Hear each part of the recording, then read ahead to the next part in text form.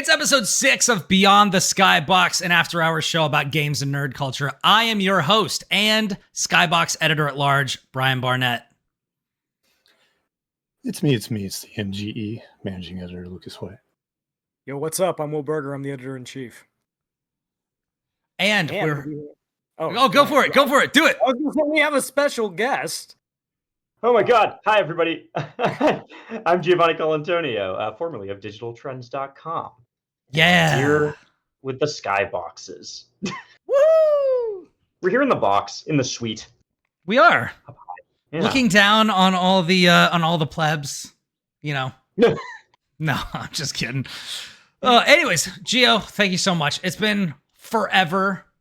I love that you are on the show, especially because, as you can see in the background, if you're watching the video, this man has taste. He has a Super Metroid poster. It's beautiful. It's wonderful. Yes. You can also see Supergirl's on this side from the one of the recent runs. Very nice. Yeah, She's cool. Supergirl. Yeah, she's cool. No, I'm a big Metroid head. That is my thing. If you forced me to pick one, desert island series, I guess it would be Metroid. It's the best. It's the best. Yes. You can't see it because it's just dark in the back of the room. I have that, my very first editor-in-chief got me the double pack of like the baby Metroid and Samus amiibos. Yeah, I got those somewhere. Yes, the squishy one. Actually, you know what? I should put her up top instead of Magneto. Magneto, you've had your time. It's time for the Lord of Magnetism to take a seat, and we're gonna get the baby Metroid up in here. Yes, good. I'm afraid to touch that thing now. It's so old and it's made of squishy plastic. Yeah. My daughter sticky. My daughter climbed up and put the little.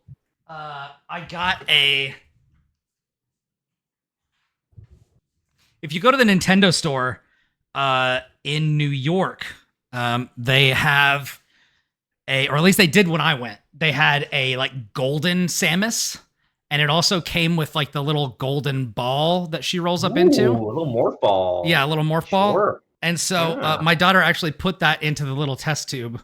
So when I picked it up, I didn't realize it was there, fun. and it just came rolling out. But yeah, that rules. It's a little baby Metroid. A little surprise. Little surprise, courtesy of my daughter who loves the baby Metroid. We all love the baby Metroid. Baby Metroid's a hero. It's true. Yeah. Everyone except Mercury's team, who just disrespect the baby Metroid. I want to say that I like Castlevania Lords of Shadow. I'll go to bat for Mercury's team on that one. Sure. I like that they were like, what if Patrick Stewart and also the devil? And I was like, okay, cool. I like that. Yeah.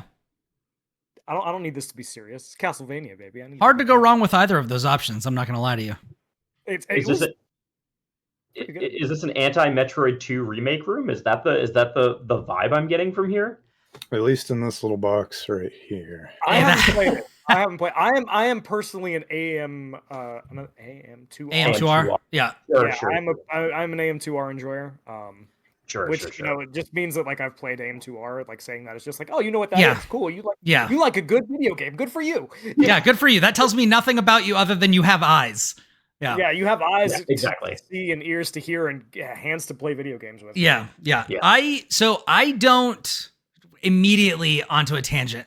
I don't hate the Metroid 2 remake. I think it's better than Metroid 2, but I also don't love the way that they force you to engage with the parry system to just survive. They did a much better job with that in Dread, where they're like, hey, you can parry if you want to. You can leave your friends behind. Your friends don't parry, and if they don't parry, then they are no friends of mine. Yeah, it gives you. It's a shortcut to victory instead of being the only option to victory, which I am always going to prefer. I feel like that.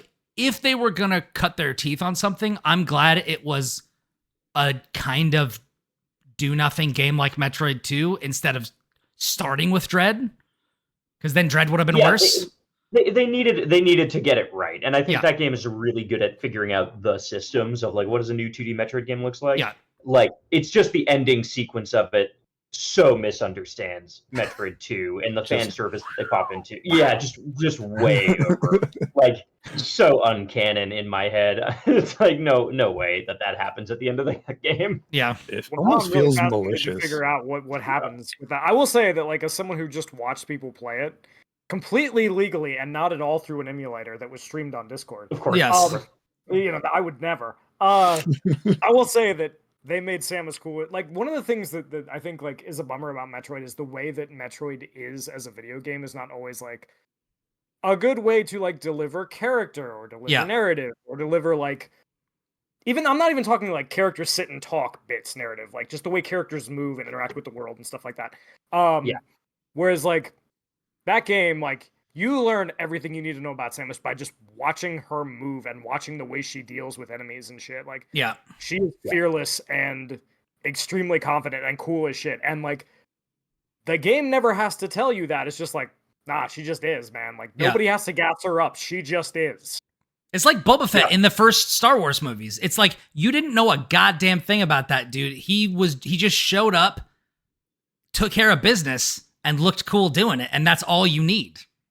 And then died in the pit. But I mean, in fairness, like, but that, yeah, but, like, I do think it's like one of the things that I think is Jake Steinberg wrote a really great essay on this a while ago, where he said that people think that the only thing that's narrative in games is like writing, like the actual talky bits and, you know, like plot. And that's wrong. The whole game is narrative. And, like, it's telling you the way that the world works and the way the characters interact and the way the characters move, and all that stuff tells a story. Which, like, was something we don't really talk about anymore, which I feel like we had gotten to at a certain point where people were like, yeah, the way Kratos fights, you could tell this motherfucker is angry. Yeah. And it was like, oh yeah, like, there should be more characters where it's like, oh, the way that they interact with the world tells you about them. Like the Doomslayer, right? Like, the way he interacts with the world, you know, this dude is mad as hell.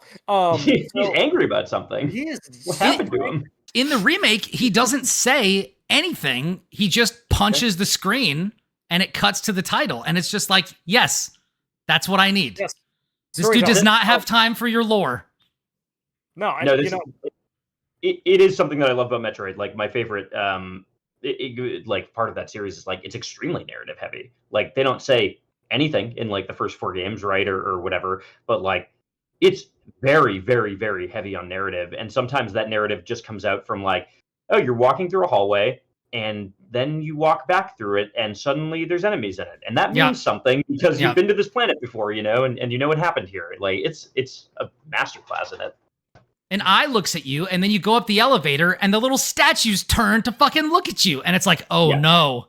You know, they don't say anything during the end fight. Like, there's no words during the end fight of Super Metroid, and it'll make you cry.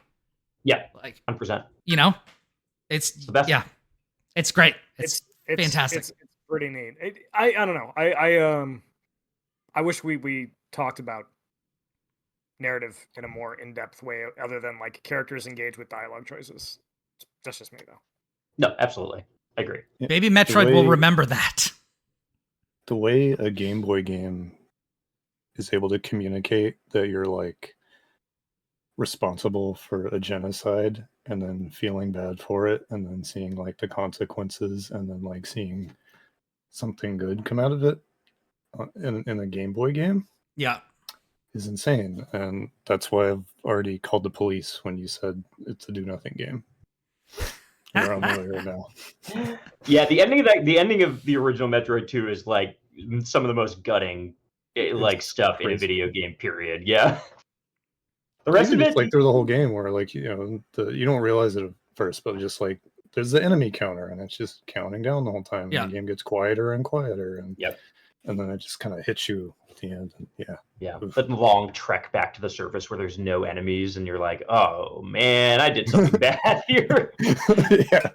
It's a good game in theory. I enjoyed all the killing, but it was bad, actually. Yeah, exactly. It was the original Last of Us, actually. Sorry, everybody.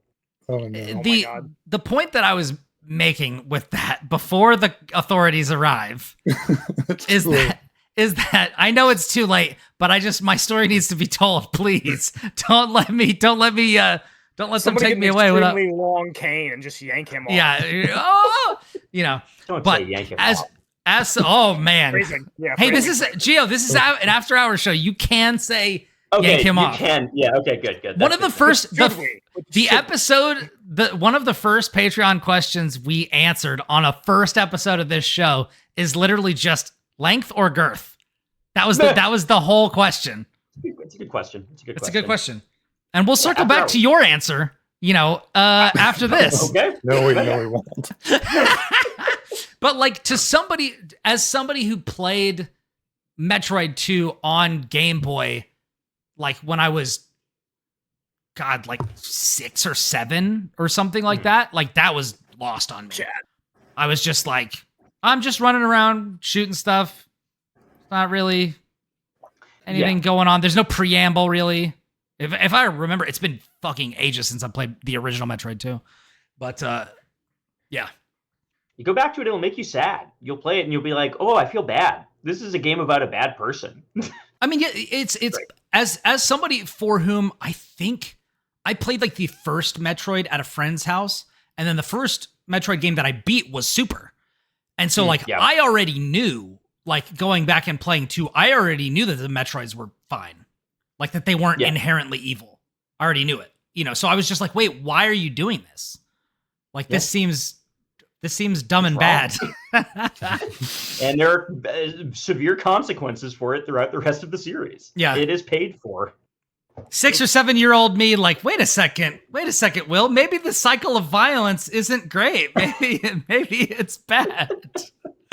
Maybe, listen, I have thoughts about The Last of Us, but if we delve into that, I'm going to be here all day. And, We gotta. Yeah. I'm going to be trying to be respectful of everybody's time. I will say that, if your entire story is based on nobody ever makes a good choice, maybe the writing isn't that good.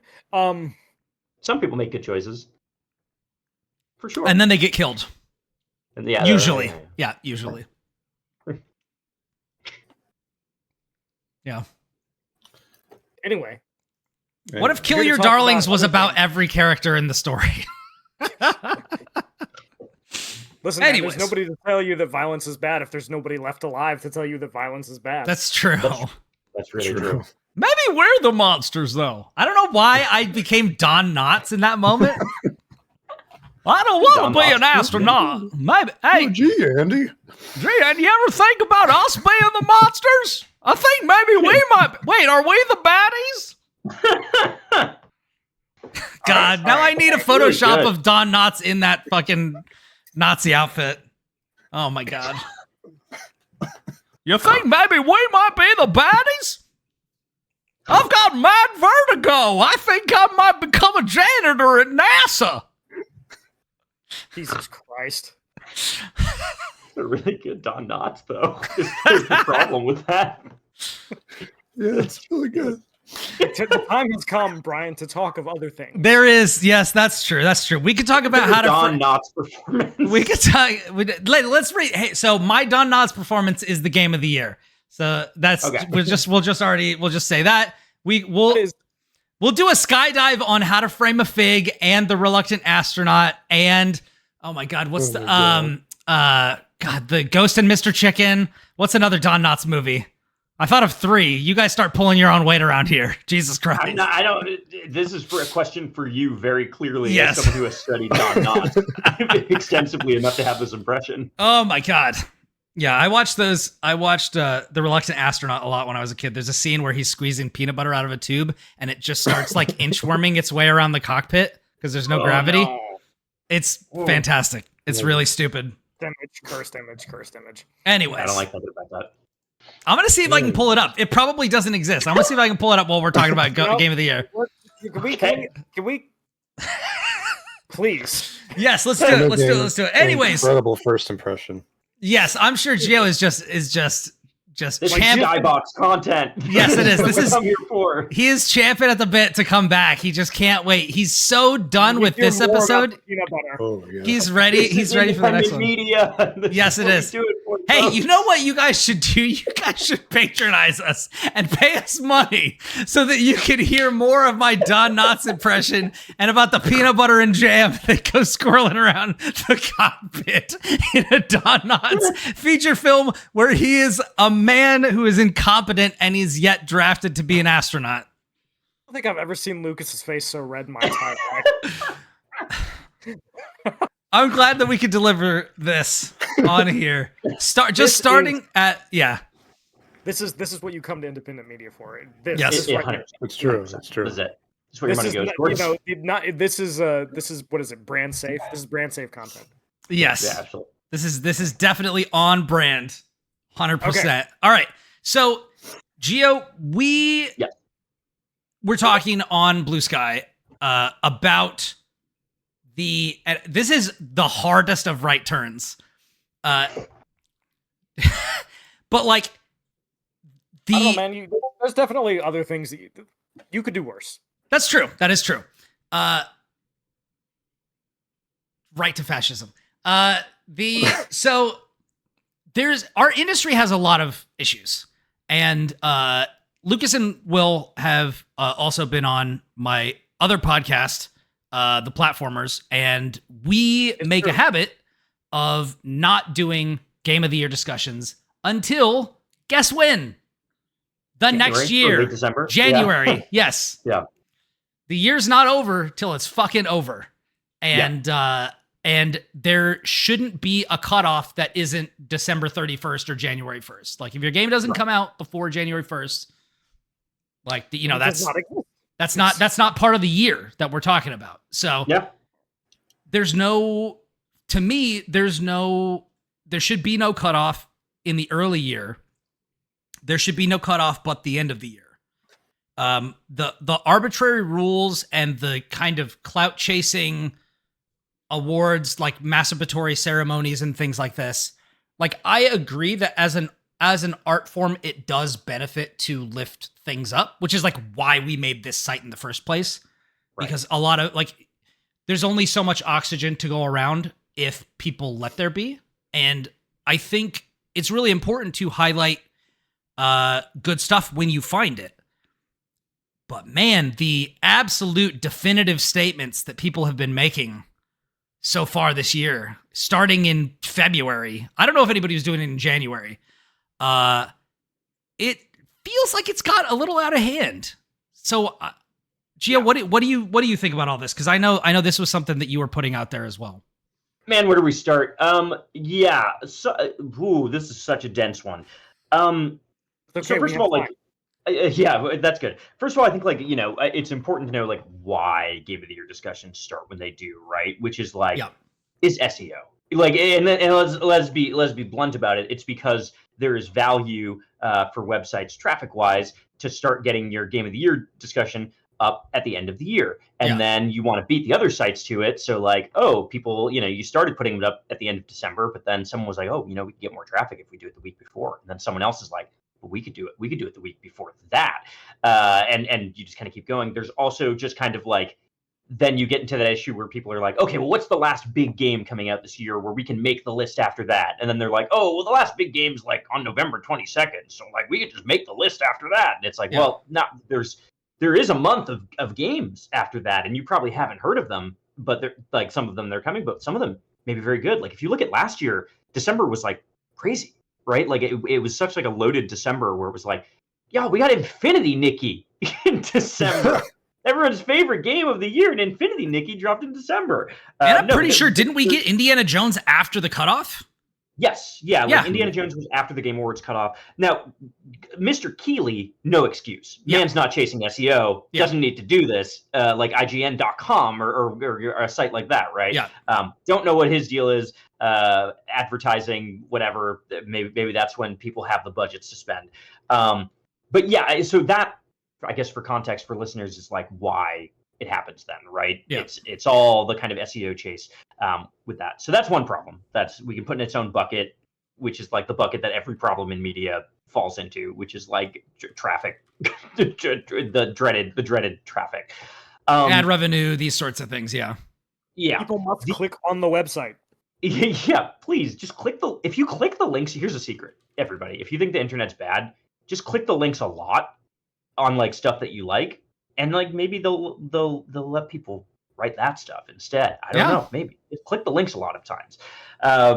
Anyways, so that's one issue. The other issue, though, and this is an issue that I see to me a lot, not just games criticism. I think this is like in everything, and I especially see it in a lot of like music criticism. I see it in a lot of the ways that we talk about movies. I see it in the way we talk about everything, which is that I think people have a tendency to want to narrativize everything, right? To turn everything into this like sports narrative where it's like, I always say this example. When you're watching sports, I'm a football guy, right? And anytime the Super Bowl comes up, it is my instinct to go like, what does this matchup between the two teams mean, right? And I start to go like, oh, well, like this team kind of represents like the hot new team, and the other team they're going up against are like, they're veterans who have been here for a long time, and this is like a David and Goliath versus old and new. And you start to make that because then the stakes become much more interesting, right? And a very boring game versus the Chiefs versus the Eagles suddenly becomes very exciting because you're like, ooh, can someone take down the big bad Patrick Mahomes who never loses and all of this stuff? Whatever.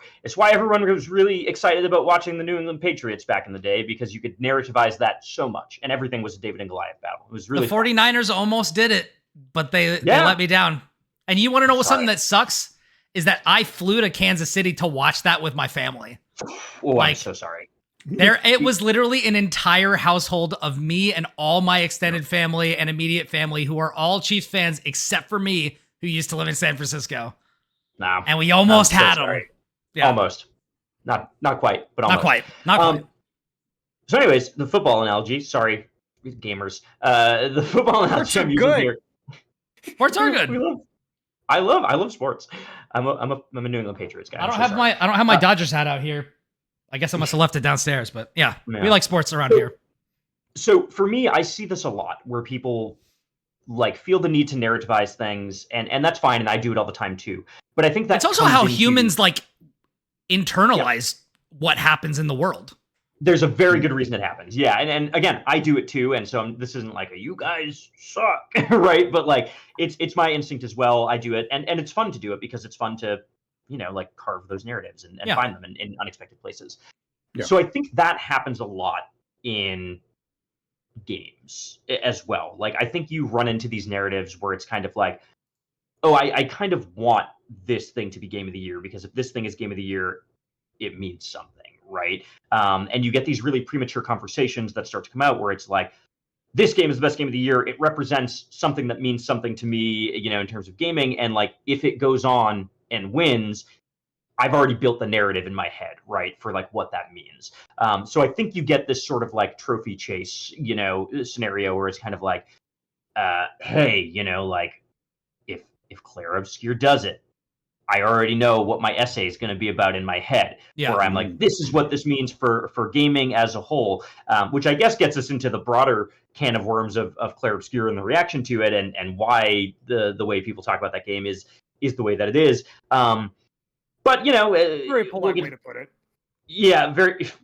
I'm sure we'll get to that momentarily, but just to tie up this thought, I think that's where I see some of it coming from, right? There's a really alluring tendency to kind of go like, ooh, I know what my story is going to be if this is the game that goes all the way, right? And like, this game is going to be the thing I hitch my horse to, because like I really like where this leads us.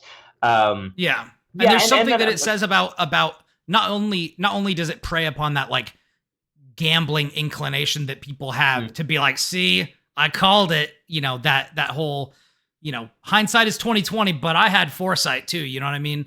So who is drafting this essay? Is that somebody in the industry, or is that just somebody watching this happen?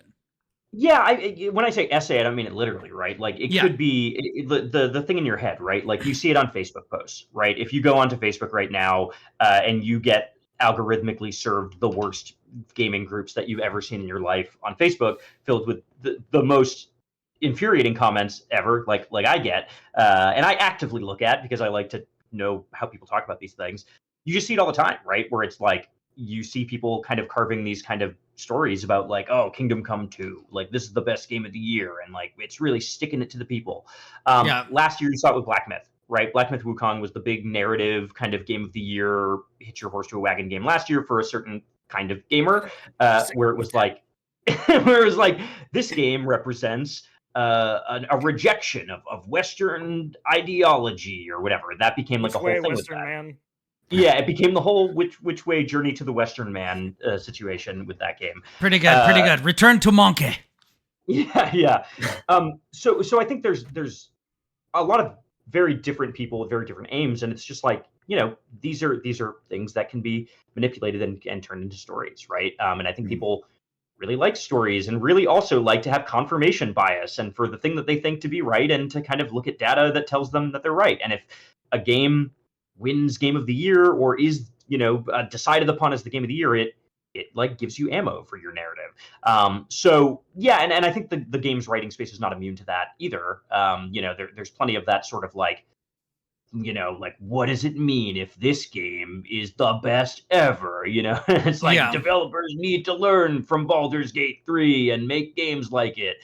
You know, I think there's just that tendency to want these things to mean something on an industry level instead of engaging with what they're actually about, which is like the 10 times more interesting conversation to have about them, I think. Yeah. Like engaging with narrative and those things.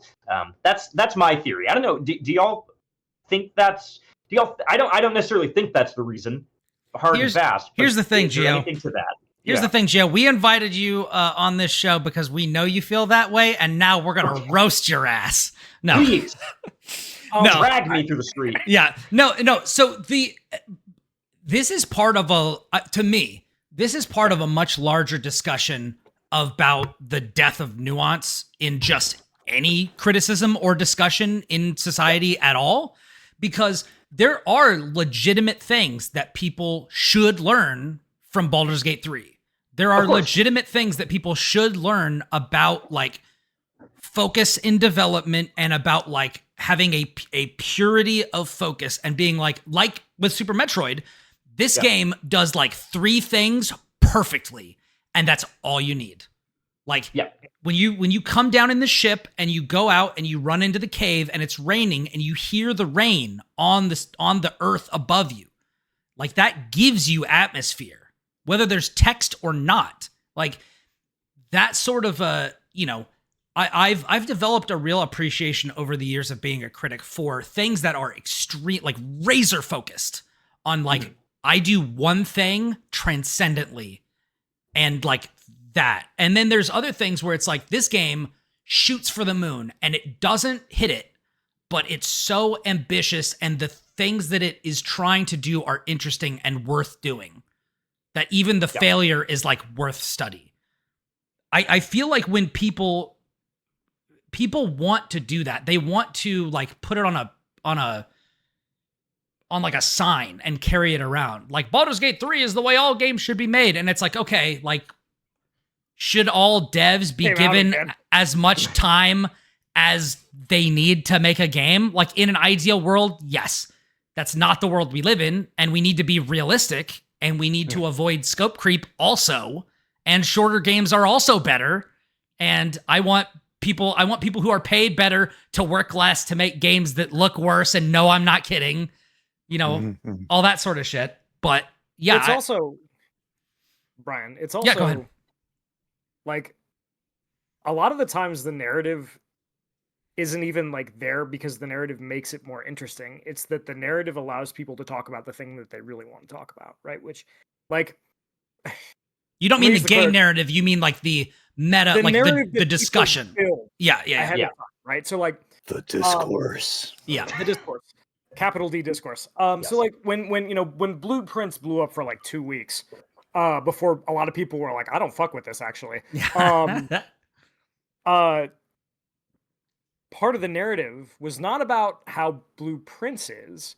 It was about how, like we should have more puzzle games, and puzzle games should be less about like clear-cut answers, and people should be willing to deal with that, right? It had nothing to do with Blueprints. In the same way that like when most of the discussion about Clair Obscur is not actually about Clair Obscur. It's about people being mad at Square Enix.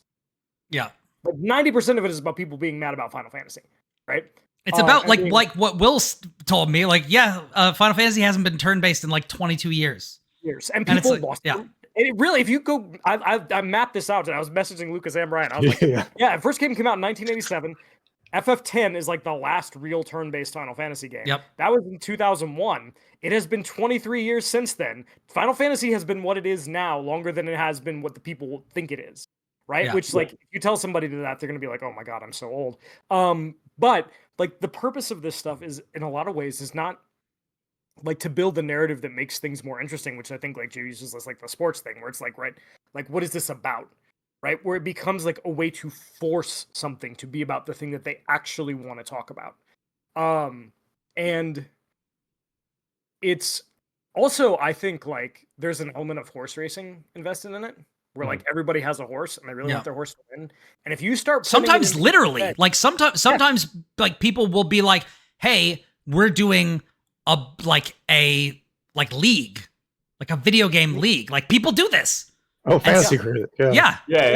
And that part's fun, but what I'm talking about is, like, if you are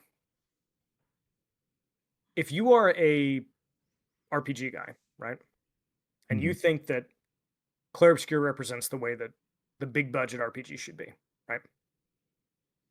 Doesn't it benefit you to have people talk about that game all year and to potentially have that game win Game of the Year? Doesn't that change the way people view that game? Doesn't that get the studios thinking about, like, oh man, this game sold really well and it won all these awards. Maybe we should, like, don't pretend that's not part of it, right? Like, there is a certain level of thumb on the scale for some of this stuff that people really want to happen because it validates the things that they think will come after that.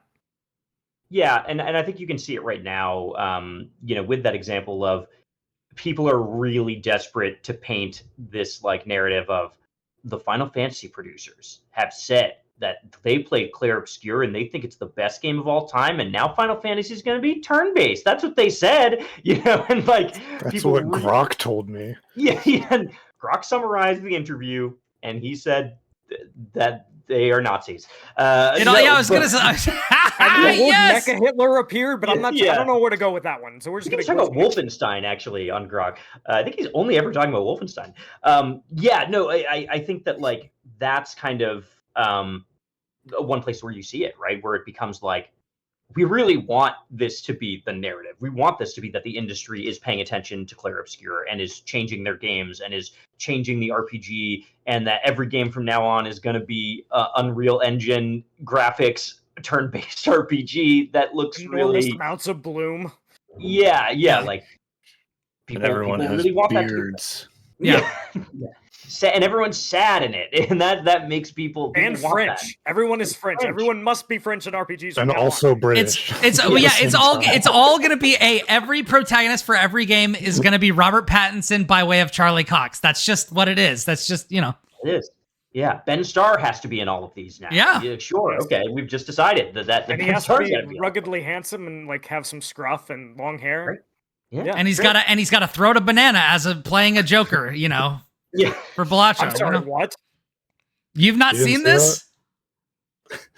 There are some things that I think I'm better off not knowing. Yeah, you don't need to. It's terrifying. It's really scary, but it's good. It's good stuff.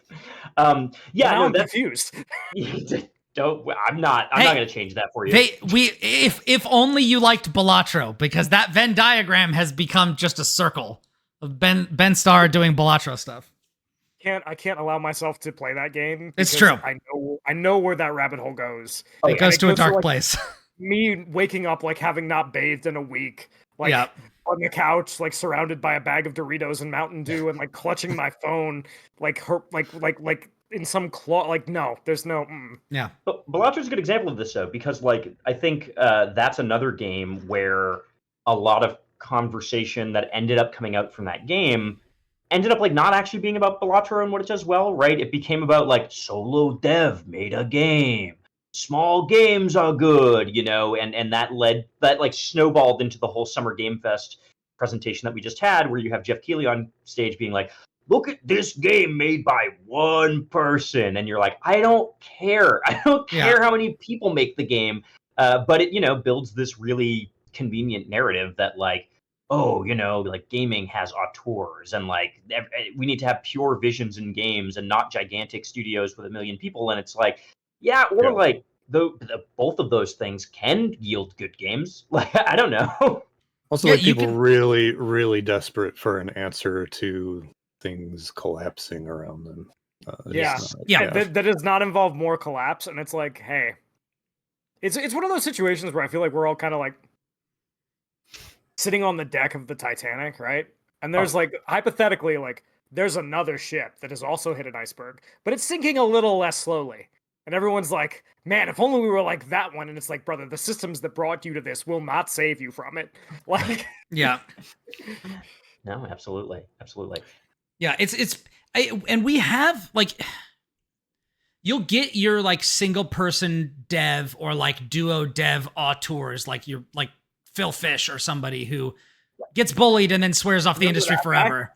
and then you also get like the multi-million-dollar Kojima projects where like he absolutely has like some weird issues with, women and babies and corpses. And I don't know what the hell's going on, but it's his vision. Absolutely.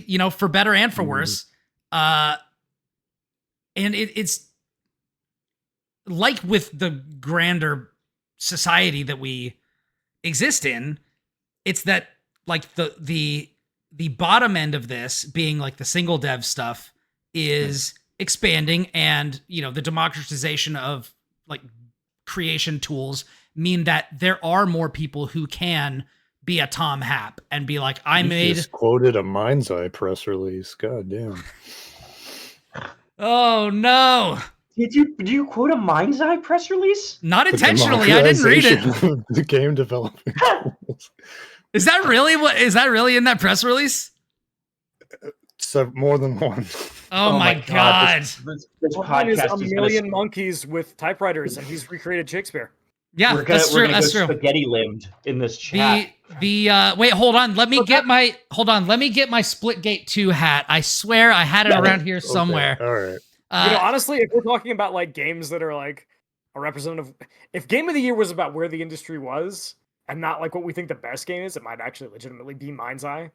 Yeah, like that should be a game that was like, we think this represents where the business is right now. Yeah. It's like when I got into grad school, one of my professors, they had the faculty do a reading for the incoming students, and he did something called the State of the Artist. And he was like, it was like a political speech. The state of the artist is strong, and it was satire because the state of the artist was not strong, right? The state of the artist was in shambles. And every time I hear something about Mind's Eye from like the CEO of Mind's Eye, I think of the state of the artist, where it's like, I can see that shit on fire in the background. And he's like, the state of the game is strong. Yeah. They're just trying to ruin us. Like, yeah, it's as George Costanza once said, remember, it's not a lie if you believe it. I'm so sorry for derailing the conversation. No, it's always a good time to talk about Mind's Eye, honestly. What a game. I mean, Lucas, you reviewed that game too. Like, we have 2 Mind's Eye reviewers on the podcast here, so God bless. Which is like 2 more than exist on any other podcast that has ever been recorded. That's true. It's one of the more interesting games I've played this year. I'll say that. Thought about it a lot. Oh, breaking. Geo on Skybox, Beyond the Skybox podcast says one of the most interesting games he played this year. Put it on the box. Put it on a ribbon. Put it on a ribbon. So that is going on like the Mind's Eye reprint when it sells like 10 million copies and they have to do the reprint. They have to redo the box art. They're doing. They said they're going to re-release it. Wasn't that their thing? They're like, they're going to relaunch it. I don't know if that works the way that they think it does though. It's like we're relaunching it. It's like this is exactly they're trying to do Morbius. I was just gonna say they clearly learned nothing from Sony re-releasing Morbius in theaters. Like they were like, this has never worked for anyone before, but it could work. It could work for us. Yeah. No, these people delude themselves into thinking that it could, but for us, it could. If you live in San Francisco and you kind of know what video games are, and you really like Burning Man, we have the game for you, brother. But I think like what's crazy about this, right, is like this whole to get away from Mind's Eye and back to like Oh, what we were okay, talking sure. about.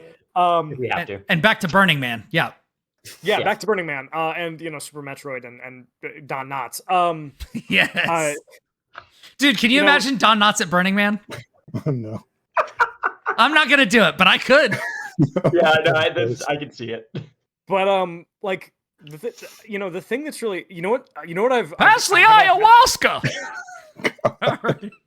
He's not going to do it, he says. Yeah. I have realized in the time that we've been talking, I was thinking about this, and you know what? The thing that, and I'm thinking of like the last couple of years, specifically, right, where the narrative became this year for Clair Obscur, it was like, see, turn-based RPGs can do these things. See, they can make money. See, Square, why don't you do this? And then for Astrobot, it was, see, games can just be fun. They don't have to be about anything. They could just be fun, right? And then before that, it was Baldur's Gate, like, see, this system can work where you can make these big budget CRPGs and you can trust the studio to take their time and do all this stuff and have all this money. And you know what the common factor in all three of those Stadia games? on fire in the background while they're talking. The common factor in all three of those games is that they had money. Mhm. Literally all three of those games. Resources. Because like, I mean, seriously, right? Like CRPGs have existed forever, and like Baldur's Gate 3 is a cool game. I don't particularly like it as much as everybody else does, but like it's cool, right? But like it's a pretty standard CRPG. What makes it different is it has a shitload of money behind it, and you can feel the production, right? Whereas at Astrobot, like again, platformers, there's a ton of platformers. You know what Astrobot has? A shitload of money behind it, and you can see it on the screen. And you know what? Again, people are like, Clair Obscur, not that expensive, and it's like, I don't know, man. How many millions do you think it costs? Like, it probably cost a decent amount of money. Like, it's not like some indie, studio is just going to sit there and crank it out, like, with two people, right? So, like, again... Like a $500,000 Kickstarter success. Yeah, like, it's... Like, there's a distinction here, right? Like, this costs money. And it looks high production value, even if it Yes. wasn't right, like a $1 billion game, right? It's like it looks like a high production value game because people can't get rid of this idea, I think, sometimes that like, oh, a game of the year has to look a certain way. It has to have like a certain height that it reaches. So like a pixel HD 2D game, right, can't possibly be game of the year. Octopath Traveler 2, like couldn't possibly be. But if you made it with Unreal Engine assets, then we're talking, and I feel like that happens too. Like literally, that's my point, right? Is like it becomes like. And now that I've thought about it, it makes me really sad because like the problem is not that like nobody was getting those experiences or like those things weren't being made. It was they weren't being made in an obvious way that shouted from the rooftops, "We have fucking money. Yeah. Look how pretty our shit is." Right? And like we have had a long history of this where like we don't take genres seriously until they have production values. Which I'm going to use Uncharted as an example, right? Where it's like, games like Uncharted had existed previously. They had been good. But the instant Uncharted came out, because it looked expensive, people were like, oh shit. Right? Like, and that, like, we had to deal with that for several years about like, look at this thing that's doing, no man, it's doing the same shit other shit has done. It just looks expensive. Like, it has production values. Yeah. And like, I don't know. That's kind of depressing, actually. I'll tell you, if you want a game that does everything that Uncharted does, Pitfall for the Atari 2600. Same game. Pitfall, the Mayan adventure. And it's the best. It's the best. It's the best of all time. It's everything you need in an Uncharted game in Pitfall.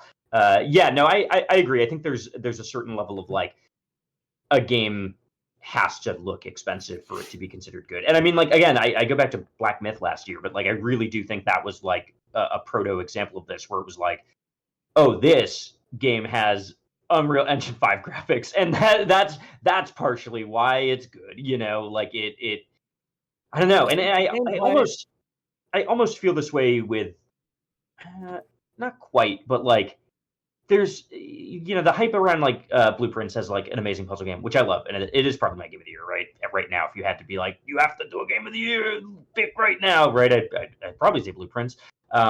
But I'm a puzzle game guy. I play a lot of puzzle games, and seeing people get hyped up about that game is like really exciting, and it's cool to see. But part of me is also like, There's a lot of other really cool puzzle games that none of you ever talked about. They weren't first person, and like you couldn't walk around a space, but like they were pretty cool too. Like I don't know. It just feels like a game has to look or be at a certain level of production value sometimes to be in the conversation. Though then again, Balatro, a myth buster of that to some extent, and hopefully that means that we're seeing a little bit of a change? Question mark. Okay, couple of things about that. To me, and this is gonna be different for each person. To me, Balatro is a super premium looking game in that it looks exactly right. It sounds exactly right. It looks like a slot machine. It is perfect. You know, it's very polished. Not to use the dirty cliche word, but I think polish does matter. This whole like UE5 black myth thing is a poisonous idea that's been spread around the industry for so long, and it's been reinforced by the fact that all of these first party developers keep leaning into it. So like Uncharted is a great example, because Uncharted 1 looked good, sucked. Uncharted 2 looked a lot better and was better. It was better. It didn't suck as bad as the first one. No, that would be really hard. And then, it would be. It would be. Jesus Christ. And then 3 came out, and then The Last of Us, and then The Last of Us 2, and then do you remember that in The Last of Us 2? And then The Last of Us 2, I think, where like, and then The Last of Us 2, yeah. Yeah, and then The Last of Us 2 came out again, where they like everybody, they had that scene where like the character was taking the shirt off, and like there was no clipping, and people lost their shit for like a solid 2 days about like, look at the way this looks, and it's like, dude, a character is taking a shirt off. Yeah. It like. Now I get that, because that's on the development side. They're like, do you understand? It was the same thing with like not Breath of the Wild, but Tears of the Kingdom, where the developers were like, how the fuck did you do this?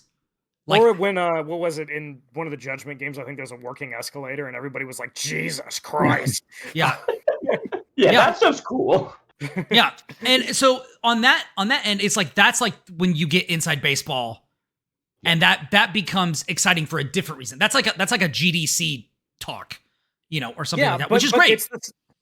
My point was, it's the same mindset, right? Like I remember like when I went out to pre-Tekken 8 release, I went out to California, and I was in the Namco Bandai office for 2 days. I was playing a lot of Tekken. I was talking to Michael Murray, who's one of the producers on the game, and I was told like by my editor, like, hey, we'd really like to get some information on how they're using UE5, because that game uses UE5. And so I asked him about it, and he goes, listen, like UE5 is a really impressive engine, but it is a tool set. All the stuff that looks the way that it does and that interacts the way that it does, like that is the team. It is not the engine. We had to build a lot of that stuff ourselves. And like people conflate that with the engine, and it is not the engine. Yeah. But because people don't know how game engines work, and they're like, oh, well, UE5, the game looks really pretty, so it must be the engine. And it's like, I don't know, man. Like, I don't think that's what it is, actually. It's like somebody, like, if you go to, like, this is just going to be a wild throwback. If you go back to the, like, Orange County Choppers garage, right? Gio had no idea. Okay, let's do it. And you see... I could not have predicted. Yeah, no, nobody would have. And you see all the tools they have. It's like, okay, I can understand how a motorcycle would come out of there, but somebody has to take those tools and do something with them. Like, if you go back and you watch, like, Pimp My Ride, like, yeah, they had a bunch of tools, but, like, you had to have the idea to put a fish tank in the back of somebody's Suburban. You know? The thing that's really good about that analogy is, as you were doing the Orange City Chopper things, I was, like, in my head crafting the joke where when you were done, I was going to be like, yeah, it's like Pimp My Ride, and I was going to make a joke analogy, but you did it, and I appreciate that you could get to it first. There you go. This is Gio. This is what I do. This is what I do, baby. Good. You know, but so he does a good Don the point. Well, I don't want an aquarium in the back of my convertible. Okay. What happened to my? Oh no! Wait! Oh my God! Why did I make a Reluctant Astronaut one and not the Incredible Mr. Limpet reference? I don't know. I couldn't possibly. Yeah. Has it? Okay. Let me take a step back. Does anyone here even know what the Incredible Mr. Limpet is? No. Any of the shit you're talking about, that's not true. I know that is a Don Knotts movie where he is on a ship with his like fiance, looks out at the ocean, wishes to become a fish, and then it magically comes true, and he becomes a cartoon fish that then helps the Navy fight the Nazi U-boats. Okay, that sounds kind of awesome. That's actually sick. It's dope. Actually, it's dope, dude. It's dope.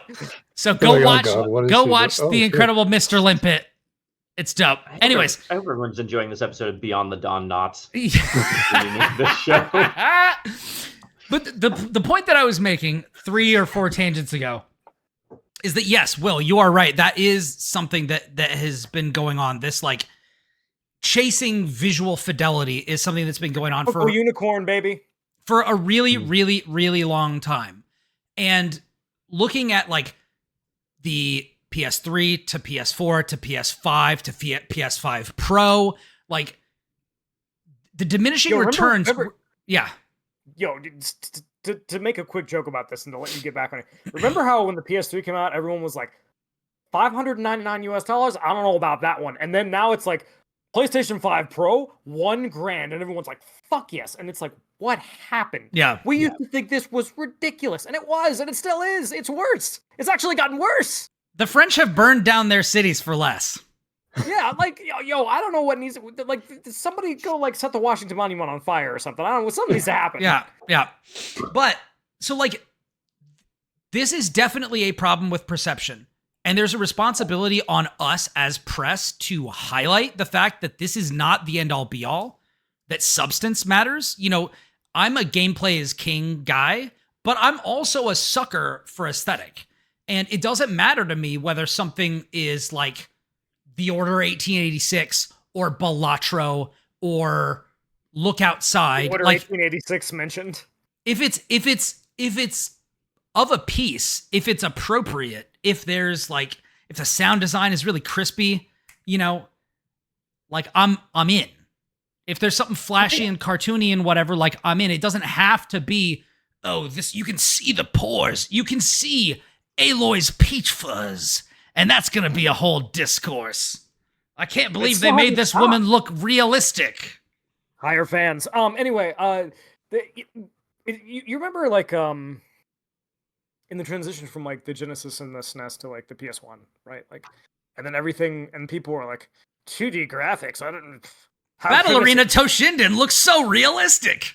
Yeah, like, oh, but have you seen Virtua Fighter? And it's like nobody has fingers in that game, Chief.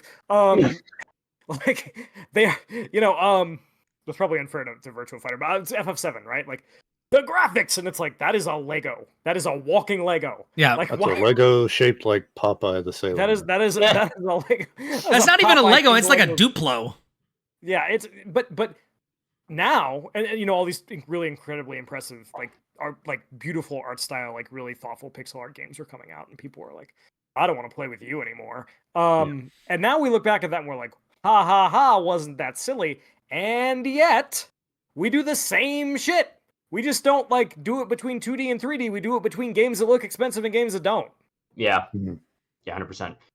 Yeah, one thing that I was thinking of during that is just like, I think part of this kind of like the game of the year headache that hits me every year is just like, I don't think people have like a super defined definition of like what it means for something to be game of the year. And I think that's like, because number one, because how could you possibly define it, right? Like that is I think is the concept of picking like the best game of the year is crazy in some way, and we do it for fun because it's fun to do it, and the spirit of competition is good. But like once you actually try and get down to, well, what does it mean for something to be game of the year? Like you really have to have a actual vision of what that means versus what we kind of actually have in like, I think like a lot of like Game Awards and adjacent circles like that, which is like, what is the consensus of the thing that is the best? And that's kind of all it's actually about, right? Yeah. Like Clair Obscur is going to be game of the year for 2025, right? Like it's probably going to win the Game Award, right? We can realistically guess that will happen at this Lock point. it in, baby. Like it's just happening. lock it in. Yeah, put money on it. Go to your local bookie and say put money on Jeff saying Claire Obscura on stage. Yeah. I mean, he will definitely say that. That is a lock. Yes. Whether it wins Game of the Year or not, he's definitely going to say that. Yeah, he put money on that. He's going to say it. He's going to say it. Timothy Chalamet is going to say Claire Obscura on stage at the Game Awards this year. He looks like he was in the game. He might be. He's one of those mimes. I don't know. You don't know. You don't know what's under there. He's not furry enough. He looks vaguely French. I can see it. He's vaguely French. The best kind of French. Vaguely French. Plausibly, deniably French. all I was going with there is I think it coming up with these conversations, like if you're actually gonna have a real conversation about like what does Game of the Year mean, right? And like what is the metric for that? What is the thing you're looking for that makes a game the best game of the year? Right? It has to you have to have like a real thing that you're looking at and thinking about, and like a philosophy of games that you're thinking about. And I do think that sometimes the broad game of the year as people think of it, whether it's in awards, whether it's in people on Facebook deciding something is game of the year, right? Like that just kind of turns into like, what is the game that people talked about most this year? And so it kind of like feeds into that cycle, because if everyone is just talking about Claire Obscura all year because they've built this narrative that they want to see come full circle, then it just kind of feeds itself. And it's like, yeah, that game's going to be game of the year because we're going to continue talking about it all year, and people are going to keep saying that it's the game of the year. And once we get to like consensus mode, people are going to be like, well, everyone seems to love Claire Obscura. I guess that should be the top of our list. Yeah. It's also it really should be like the Zeitgeist Award. Yep. It promotes its own inevitability, right? Like the more it becomes the discussion, like the harder it becomes to stray from the discussion. Which is, I don't know, maybe so. But the other sad thing about it is like, to Gio's point, we don't really talk about like what that means. Yeah. Like what does Game of the Year mean? Usually it's this was my favorite thing, right? Like, this was my mommy's very special boy this year. But what it also ends up becoming a lot, and like, nobody's to blame for this, but it does happen, is the game that everybody played that nobody hates. Yeah. Yes. That's the thing. And I was going to bring this up because if you look at a lot of these award shows, they have panels.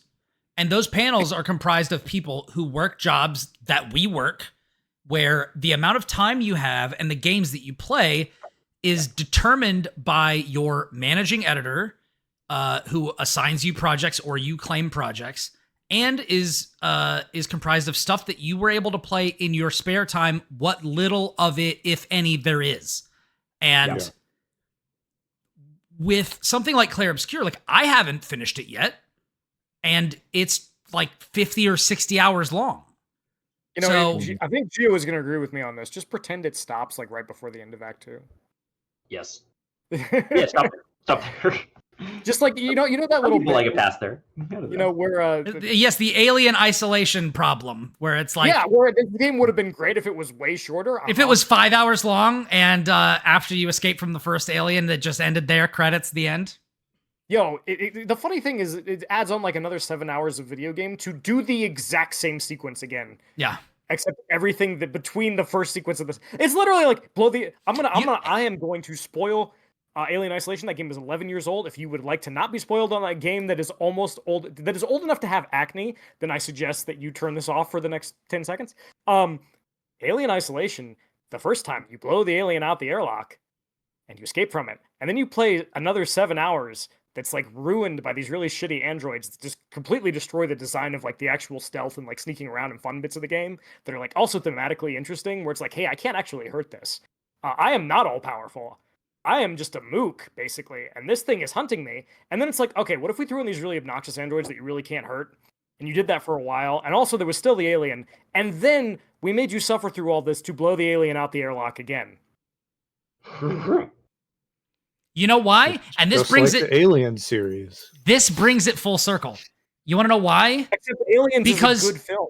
Because somebody at the company decided that it would be more appealing to broader audiences if the game was longer.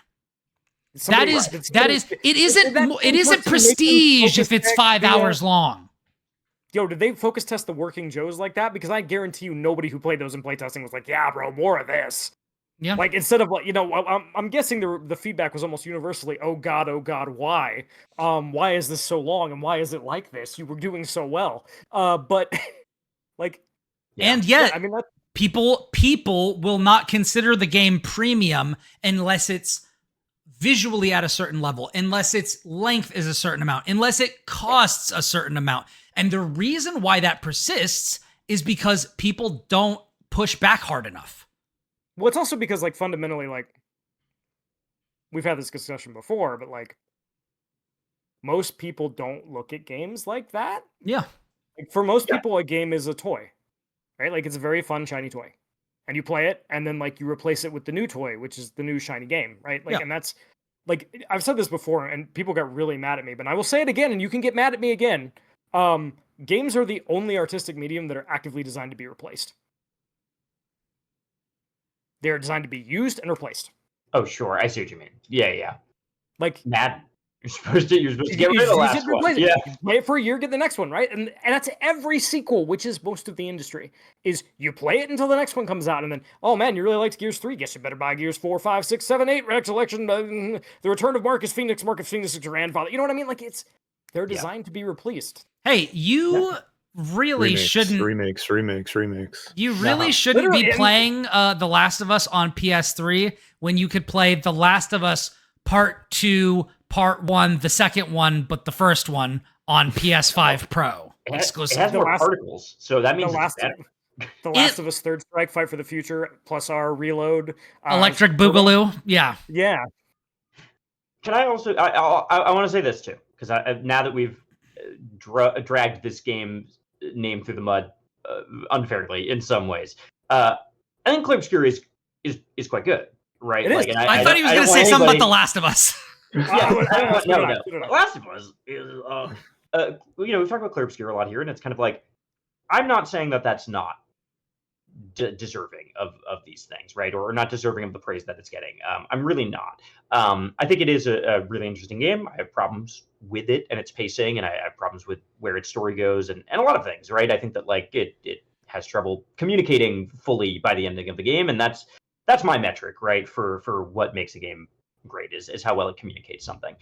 So whatever. But I think what I just wish was that, like, the conversations that were happening around, like, is Clair Obscur Game of the Year, right, were just actually about the game, right? And it was like, hey, what does this game say about grief, and why is it effective as a game that says something about grief?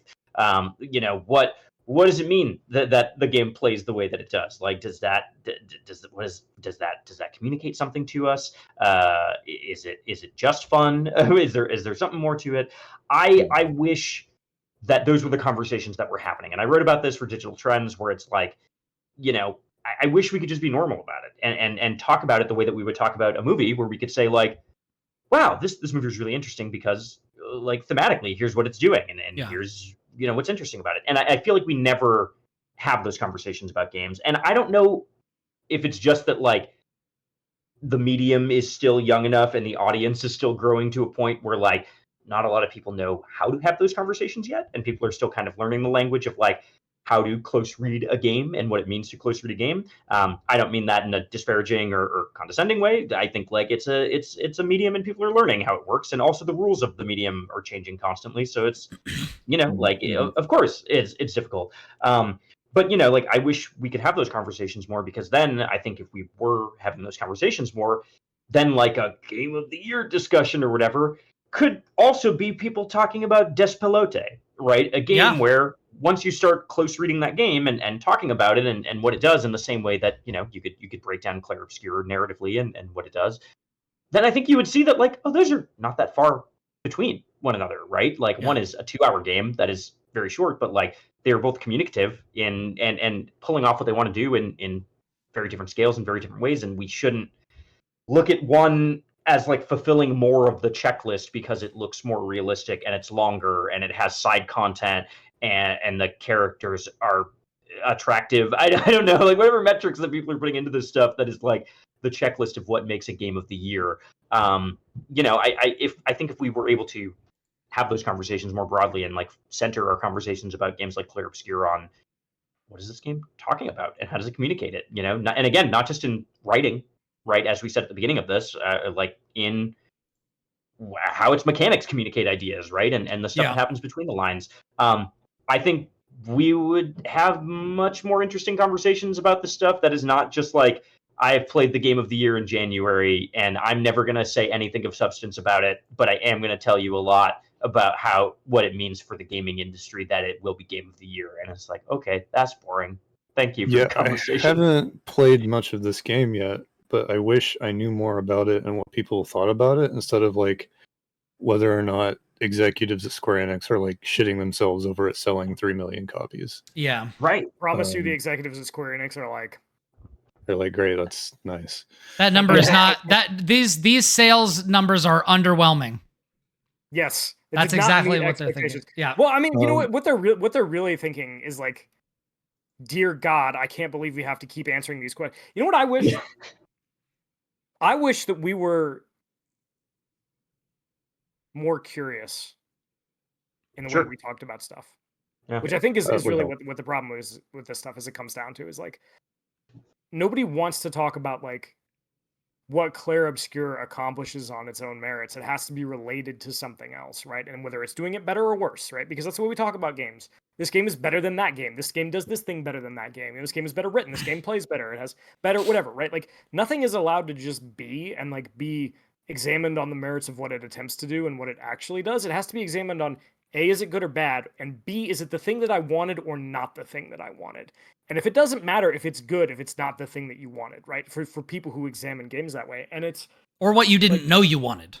Right. You know, because like, we're talking about stuff like, I would say that games like Florence or Unboxing or Venba are absolutely as worthy of getting Game of the Year as these other games. And I think that a lot of the, Gio, you were saying you wish we could talk about games like this. I think it's on us. I think that this, like so many other things, is people at the bottom take cues from people higher up. And I firmly believe, and this is part of why, like, we started this site, like, we have to be the change we want to see. And if we want to do close readings of these games, we need to just do it and not wait for someone else, because the industry is not going to catch up if nobody's leading. I don't think. And more to the point, Brian, like, we also, like, I think it's worth noting that, like, we are responsible for the way that things get talked about in this space, right? Like, nobody is forcing everybody to go on Blue Sky or Twitter and be like, this is my game of the year, it's April, right? Like, we decide to talk about things this way. Yeah. Right? And, like, we use it as shorthand, which often gets lost and doesn't work. But, like, I wish we were curious about, like, why does this game work? Why does it, why does it do the things that it does? Does it accomplish the things that it sets out to do? Right? Like, is that interesting or not? Yeah. Yeah. Does it succeed on the metric it sets for itself? And even not even that, like, does it actually do the thing that it's attempting to do? Right? Like, there's, this whole saying in writing that, like, you're going to write something, but the instant you write it and somebody else reads it, and, like, what you intended to say does not matter anymore. What you said matters, because you can have the best intentions in the world and you can want to write whatever you want, but it matters what you wrote, right? And those two things are not always the same. And, like, I think Clair Obscur is a really great example of that, because I think I know what it wants to do with its third act twist. I don't think it quite gets there. I think I know what it's shooting for. Like, but that conversation is fundamentally more interesting than, like, well, what does Square think about it? Like, why can't we have this conversation with, like, FF16 about, like, the way FF16 is designed, instead of just talking about, like, it's not turn-based and that made me sad. Yeah. Like, why can't we talk about the way that combat engine works? Why can't we talk about the way that story works with that, the way that combat works in that game, right? Like, why can't we talk about that stuff? Because that changes the way that game feels. It's different than other Final Fantasies because of the way that it works. Yeah. I'm glad you brought up the shorthand thing, because there's another angle, I think, that's kind of had me thinking about this, aside from the narrative thing. I feel like, because like another piece of this is like people keep saying game of the year, game of the year. Here's my new review. I think this is like my game of the year. It's February. What are you doing? There's like, I don't think this is happening in the reviews that people are writing so much as it's happening in like the blue sky and Twitter posts that people are making to share their reviews. And it's like, it feels like it's kind of serving this purpose of shorthand, and it also feels like a piece of like our, and maybe media in a greater sense, there's a very weird relationship we have with accolades. Yeah. And it's like a cross section of like that and social media. Now we are trying to like advertise ourselves and get people to read our stuff, and also like trying not to gush too much and use cliches, and I think a lot of us kind of grew up with like movie trailers or TV spots where you have the critics, their little like 2-word blurbs and the star ratings. A and triumph, it's, Edge magazine. yeah, Right. Like Dynamic like, action. There's like this little instinct maybe as a critic to like manufacture that a little bit, but also like I don't actually want to do that because like there's the other part of you that the irrational brain that's like, no, don't do that, that's stupid. But you also want to be like, I really like this game, it's really awesome. So the thing that kind of comes out of your face and your fingers is game of the year maybe. I think there's something to think about there. Just it's like we don't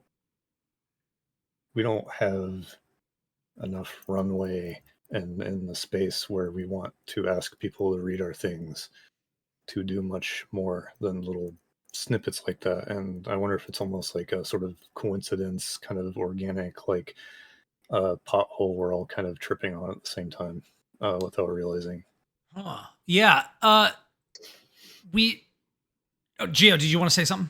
No, I was just going to say I like that line of thinking, and I mean I do agree. I think that like, especially because I think if you're learning how to write a review, right? Because like, not a lot of people who I think get into games, and I don't mean this disparagingly because there's not a system for it, right? There's no way you can go get educated on like how to review a game, right?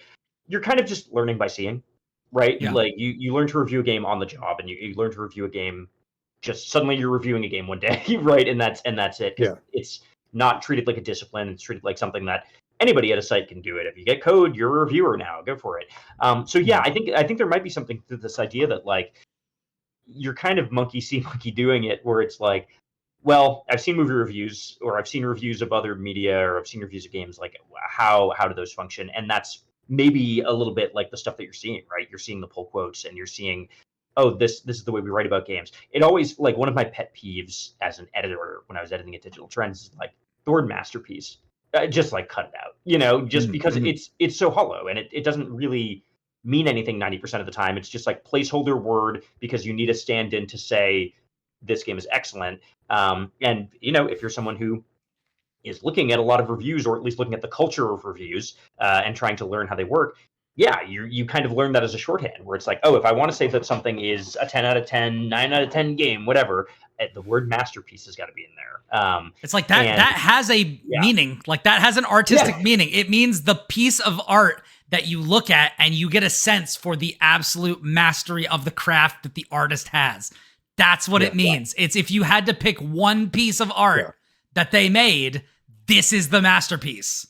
It's the same thing. There's like, you're aware you can't say that anymore, so it's like, oh fuck, game of the year ? Right, Yeah. like it's the same way we like shorthand magnum opus. Or one thing when I'm teaching, one of the first things, I think I've talked about this before, but anybody who doesn't know this, I teach writing at a college in New York. One of the first things I hammer into my students' head is, if you use the word great, I expect the thing to be actually great. Like, great has a meaning. Yeah. And like, I feel like we've devalued these words so much that now it just great means like, I really liked it. And it's like, no, man, like when something is great, like, I don't know, I'm trying to think of a game that is, StarCraft is great. Yeah. In terms of its design, it is legitimately great. And it's also good. Yes, and it's also because good. those mean different things. You know, like great and terrible is also great. You know, I mean, you know, dictators I remember, have been great and fucking terrible. yeah, like those words mean different things, right? Like, and we shorthand all this stuff, and I think like it's a symptom of getting lost in the sauce, or cat spotted. Where like I'm sure you guys, you know, having written stuff before, know this. Like, if you work on something for long enough, like at a certain point, you can't even tell if what you've written is good anymore. Yeah, you're too close to it. Yeah, you're too close. And you're just like, I don't even know. Like, and I feel like we have kind of done that to ourselves collectively as like a community of people who write about games, where we have looked at these things so much that we don't even really know what some of the things we say means anymore, and we just use them as shorthand because we all use them as shorthand and we kind of understand, right? And like we've lost the ability to express the things that we actually want to say, which is like, hey, you know, maybe this thing is legitimately great, but you know, this other thing, right? Like instead we just kind of shorthand is like, oh, it's a masterpiece, or like right. Back in the day, like a few buddies of mine and I like used to make fun of game reviews by calling things mustard pieces. Because it was like the opposite of a masterpiece, right? Like sure. Because like that, people would throw this language out so carelessly that it stopped meaning anything. And I don't know. I think part of that is on us, obviously. Like, like we've gotten to the point where we're not writing for people who don't know the jargon. We're kind of writing for this really circular group, right? And it's not helping. Yeah, I always try to stress this with folks when, you know, or whenever I edit a review, right? Like the one point that I always kind of like go back to as like writing advice. And sorry that we're doing writing advice now. Like this stuff also is broadly applicable, not outside of the gaming space, right? Like I think the way that people write Facebook posts about games, right, or on social media about games casually also kind of falls into these pit holes. And maybe they're monkey seeing, monkey doing reviews, whatever. But like, you know, I remember the one thing I would always tell people whenever they would write a review for us is like the first piece of advice I would give is like, never, please write the words that the shooting feels great in a game. And I'm always like, the shooting feels good in every video game in 2025. It's impossible. Everyone's got it. Mind's eye, the shooting's fine in it. It feels Rockstar is about to come out and prove you wrong. Yeah, I know. They will. But like, you know, like that's not actually a critique, right? And you're not actually saying anything about the game if you're saying that. We're past the kind of product review world of games. Like and I always say, like, tell me why it feels good instead. You know, tell me like how the weight of the gun that you're shooting and the power of it, like what that says about the weapon that you're shooting and how it makes you feel that power. Tell me what it says about the character that they are controlling this weapon, you know, and like how it moves in their hand and things like that. And I think like that's where you start to get into more interesting conversations about this stuff, right? Where once you can start to say, okay, well, forget all the shorthands, right? Let's throw that stuff out the window. The easy stuff that is kind of like, okay, we can say the game's great. We can say that it's game of the year. We can say that it's a masterpiece. Like, I think once you start to, in your head, cut that stuff out of your lexicon and start to really kind of drill down into like, okay, but like, why do I think these things? You know, why do I feel compelled to use these words? Why do I feel compelled to talk about game of the year? That's where you get into it. And I think to Lucas's point, it's like, I think a lot of people do actually do that in the reviews. It does often just comes down to like, I need to fit this all into a post on social media, right? Yeah. So like, how am I going to get people to read this review? If I say that it's my game of the year, you know, like we'll do it. And that goes all the way back to the first bucket that we talked about at the very beginning of this conversation, which is the like all problems with media bucket of like, well, it's clicks, you know, like it all comes down to like how to get people to click on it, you know? Yeah. Mm-hmm. You won't believe how much weight this game lost with one weird trick. Advertisers hate him. The tragic part is how the accolades are actually chosen. Is a PR person will email you and they'll be like, oh, you wrote a 5 out of 5 review and I found a random adjective in this paragraph that has nothing to do with anything. Can we use this? And you're like, sure, man. My funniest one of those I ever got. I think it's been long enough that I can talk about this. There's no NDA. I reviewed the game Godfall for the PlayStation 5. Oh my god, I reviewed that game too. Oh. Yeah, I gave it a 5 out of 10. Whatever, if you I need think to. that's about what I gave it. Yeah, it's, that was it. But the PR person came and they said, "Hey, we would love to use a quote from this review." And I was like, "Okay, if that's how if you found something in here that you want to use, that's great." And I was like, "What's the quote?" And it was a line where I said, like, "It looks like a Great Gatsby party," which I didn't think was a positive thing that I was saying in that review, but he was "I love this line. I'm going to throw that. We want to use this." And I don't think you read The Great Gatsby.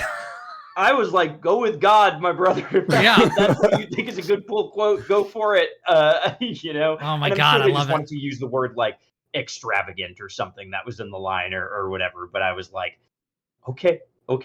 This is the culture of pull quotes, man. It's just like take something that is like clearly a criticism of this game and try to find a way to spin it, and more power to you. This game's protagonist is like Holden Caulfield. Oh, we got to get this for the box quote. Real Ethan Frome vibes. Ethan Frome, nothing. Okay. I was too busy thinking about making a John Galt reference, but I have like a hydraulic shovel in the background that I use to dig my holes even deeper. It was good. I like it. I appreciate that. That's probably my 2 cents. I think we've kind of worried this subject to death, don't you guys? Yeah, it's beaten. Dead horse. Yep. Obscure I think we did it. Good job, team. Masterpiece. Can we, a triumph. Yeah. Can we talk about? You want to talk about things that have no meaning? We gotta go down to the dock because it's about time for the gomage.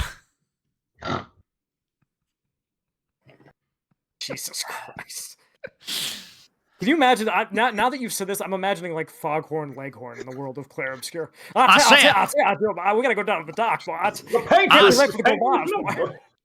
I say, boy, we gotta get down there to the docks. It's about time for people to go. I was like, oh, they're not coming back, son. So we gotta get to going down right now. You better get to step and get out of bed, boy. Will, please finish your thought. Please get us out of here. Please finish my what? Finish your thought. Can we talk about actual games that we've been playing that are like? Yeah, let's do it. Let's turn this. Admit it, the Foghorn Leghorn was a good little segue. You have to. It's not bad. It's not bad, especially if you've been playing games about chickens, which I haven't. Been playing a game about a chicken. I haven't been playing a game of. Well, wait, hold on. Anyone playing Billy Hatcher and the Giant Egg in 2025? Has anyone played Rocket Bird Hard Boiled Chicken? No. I think that's what it's called. I own a copy of that game. I'm pretty sure there's an egg or a chicken in Everdeep Aurora. I was about to say Everdeep Aurora has an animal that hatches out of an egg. We could call it a chicken. It definitely has birds. It definitely has a cat. It definitely has owls. So that's close enough. It is of the same species. Bird. Genus. Yeah. Genus, a larger animal, conglomerate. Incorporated. I don't know. Anyway, I thought that game rules. Brian, what do you think of Everdeep Aurora? Everdeep Aurora does indeed rule. Slaps even. We played this at PAX, and shit's still just as good as it ever was. So if you are not up on the Everdeep lore, the Everdeep Aurora is a game that's published by Eastbridge. It's developed by a small studio called. Hold up. I should have been ready for this moment. Why was I not ready for this moment? I was too busy thinking about Foghorn Leghorn. Yeah, of course. It's Nautilus Games. Nautilus Games. And the conceit of this is really cool because you are a little kitten and you are on a bench, and something has just gone through the moon and split the moon in half, and there's meteors coming down, and you wake up and you have a note from your mom that's like, hey, if I'm not here when you wake up, you need to meet me in the usual place. I can't tell you why, but I'm not gonna be able to come get you. And the world is literally ending, right? So all the animals have decided to go underground. So you meet a nice little frog who is also looking for somebody, and he's like, "Hey, how are you gonna get down there?" And you're like, "Well, I don't really have a drill." Your cat does not talk; she just meows. And he gives you a drill, and you just have to start digging down to try to go find your mom. Um, and Everdeep Aurora is this like kind of tile-based exploration digging game. There's no combat at all. It's just like going down into this world and then meeting these other characters and trying to figure out like what's going on, where's your mom, like what's everybody up to. um the thing I liked about it the most, Brian, is like it's a game about community Yeah. in a way that I find really rewarding. Like, don't get me wrong, I like a good combat system as much as the next dude, but like a lot of games are built around inevitably like death and killing, and like Yeah. it's nice to play something that is like, hey, this isn't about that. Like, this is about like digging down, like everybody's coming together because the world is ending and they're trying to survive. And like you go around and like as this little kitten who like does not know where her mom is, right? Like you're completely alone. And you spend most of the game helping everybody else. Yeah. Like you help this one character reunite with their dad, you help this other character like kind of like find their lost dog, you know, you help the blacksmith like get his one of his missing gloves back. You're helping like this one creature that everyone thinks is a monster, and then this one person like is like, oh, they're not so bad, and they both get stuck in a cave, and you have to go like get their friends so they can come get them out. Yeah. Right. And it's this very like, it's not schmaltzy, it's never like super sentimental, it's just kind of like, oh, this stuff is happening, like, hey, like, you know, if no pressure, but if you see my glove, or if like, you know, you find these flowers or whatever, like maybe you could help me. And I don't know, it's really nice to just play a game that's about kindness. Yeah. Um, Sweet. Yes. We need it. I think you talked about a lot of games coming down to, you know, hostility and fighting and killing and this sort of thing. Everdeep Aurora really kind of feels like the opposite. You know, a lot of times, like, you know, we were talking about Uncharted earlier. Like there would be times in Uncharted 1 where you just walk in and just, you can tell by the look of the room that like people are going to try to kill you in here. This is a combat encounter. Yeah. Yes. 100%. Yeah. And that's what the game is. You can't talk your way out of things. Your only verb is kill. And Everdeep Aurora is a game in which, you know, the encounter that you were talking about with there is a scary looking character. It's a giant bat that dwarfs almost everything else that you've seen. And it's the way that the scene is framed is very much like this is the way Castlevania looks when you enter his throne room and Yes. the night. Yes. They're playing off of your reflexive kind of Pavlovian conditioning against people reclining in the darkness on a throne and speaking threateningly towards you. Yeah, this person is not very nice when you meet them the first time. Yeah. And you're like, yeah. And nothing's trying to hurt me yet, but maybe. Yeah. And so what a lot of this is, and I think a lot of the heart behind it, and behind Shell's character, the cat's name is Shell, is if you put kindness out into the world, you're more likely to get it back. And when you save these people, when you go out and search for help, when you go find, you know, the little bug's friends to come help the big scary bat, you know, and this is like a mild story spoiler for what happens in this one thing, but it illustrates the point. This bat has been alone in this dark cave, kind of scaring people off because they don't feel like they belong. And all the little bug friends who lived in the rundown mansion go and join them and have tiny little thrones next to them, and they all sit together, and they become like this, you know, friend group who has each other's backs. And it's, you know, I can't imagine anyone would anticipate this is where I would take it. A lot of bad stuff happened as a result of 9/11, but Did not anticipate this. But yeah, no, that was but there was a legitimate moment in the wake of that, in the wake of the floods after Harvey in Houston, where there is no such thing as a stranger. Everyone out there is going to help you if you ask them. There is a sense of community that goes beyond just the people that you know. And in the face of disasters like the moon cracking in half and, meteors raining down on the planet, these people have begun to find that, in the midst of crisis, the hardest times tell you who you are. And I think that there's a real beauty to all of these creatures who normally would have nothing to do with each other in this world coming together and saying, hey, can you, I lost my smithing glove, and you bring it back. And then he helps you by enhancing your drill. And later on, he takes the blame for something that someone else did just because he knows he's not blameless. And so he, kind of lays down his reputation and his freedom for someone else. And it becomes, and then that person is like, we have to save him. He didn't do anything wrong. It just becomes this virtuous reinforcing cycle of people realizing we can all do things for each other to help and to kind of make it through. Yeah. And I can't express this enough. It is not schmaltzy. It's not it's very much this is just the way that these characters are interacting with each other. It's very it's endearing. It's very endearing. And it's one thing that I really like about it is that some other people who wrote about the game did not like, is there is a map in Everdeep Aurora that maps the Everdeep as you kind of drill down.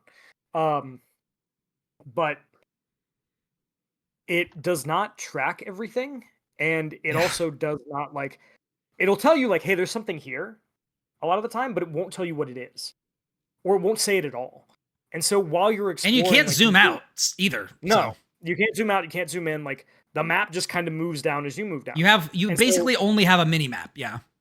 Yeah. And so when you're oh, I need to go back to the secret hidden garden that I found to talk to this character, it's that is based on you remembering where the garden is. Because the game is not going to tell you. Yeah. You have to go find it. And so if you haven't been there, you're oh. And as you play more of the game, you realize how interconnected so many of the things are, where it's oh, this bar that I found also spits out here, which allows me to go this way and do this. And the game never tells you any of this. Yeah. It just kind of is there for you to find it. And it's really fascinating, as you maneuver through it, because you can break the tiles and the rocks that Shell uses to navigate. You kind of build the world that you want to navigate. And you're always thinking about okay, well, how do I get back up here? Right? How do I get to this place? What block should I drill that through? And so it's very thoughtful, and it kind of guides you in a way that it never really makes it clear that it's guiding you, but it's oh, you break this rock and you get some minerals and you can use that to upgrade your drill or whatever. And it's oh, I should break that. And then when you look at it and you're I should break that one. So how do I break the other stuff around it to get where I need to go? Yeah. Right? Because I should break that one just because it's useful, right? And once you start thinking about it like that, you realize that the game is kind of teaching you how to build this navigational path. It's really, really cool. I really like Everdeep Aurora. And it's not super long. No. It's got multiple endings. It's a game that I think is very, we talked about games being focused and drilling down into one thing really and doing it really, really well. And in this case, quite literally drilling down into these relationships between these characters in this world that you're a part of. Yeah. And it's also just nice to, have a protagonist who isn't I don't know. Shell's kind of uncomplicated. She is fearless and good. Yeah. And because she doesn't talk, it works. And because most of the stuff is never about how cool she is. It's just kind of oh, she can do this thing and help other people. It's neat. Yeah. She has the not, I guess still maybe Link thing where ... Are you sure? Are you sure you want to help me out with that? ... Well, if you say so, that sort of a thing where it's just you infer based on other people's reactions what she is getting across. Because she just meows. She doesn't have to ask or anything. Yeah. He was talking about multiple endings. I think I got 4 different endings, and I have only played the game for 9 hours. So there's a bunch, and I haven't gotten them all either. I think they said about 12 to 18 hours if you want to get all of them. So it's, if you're looking for something to occupy your time, but it's also like a perfect, like, play it for 15 minutes game and then put your Switch into like sleep mode. It's really, really good for that. Yeah. So anyway, Everdeep Aurora is really cool. It's out. Also, it's beautiful. It's gorgeous. And the soundtrack in that game is stunning. Yeah. Some really beautiful piano music. Nice.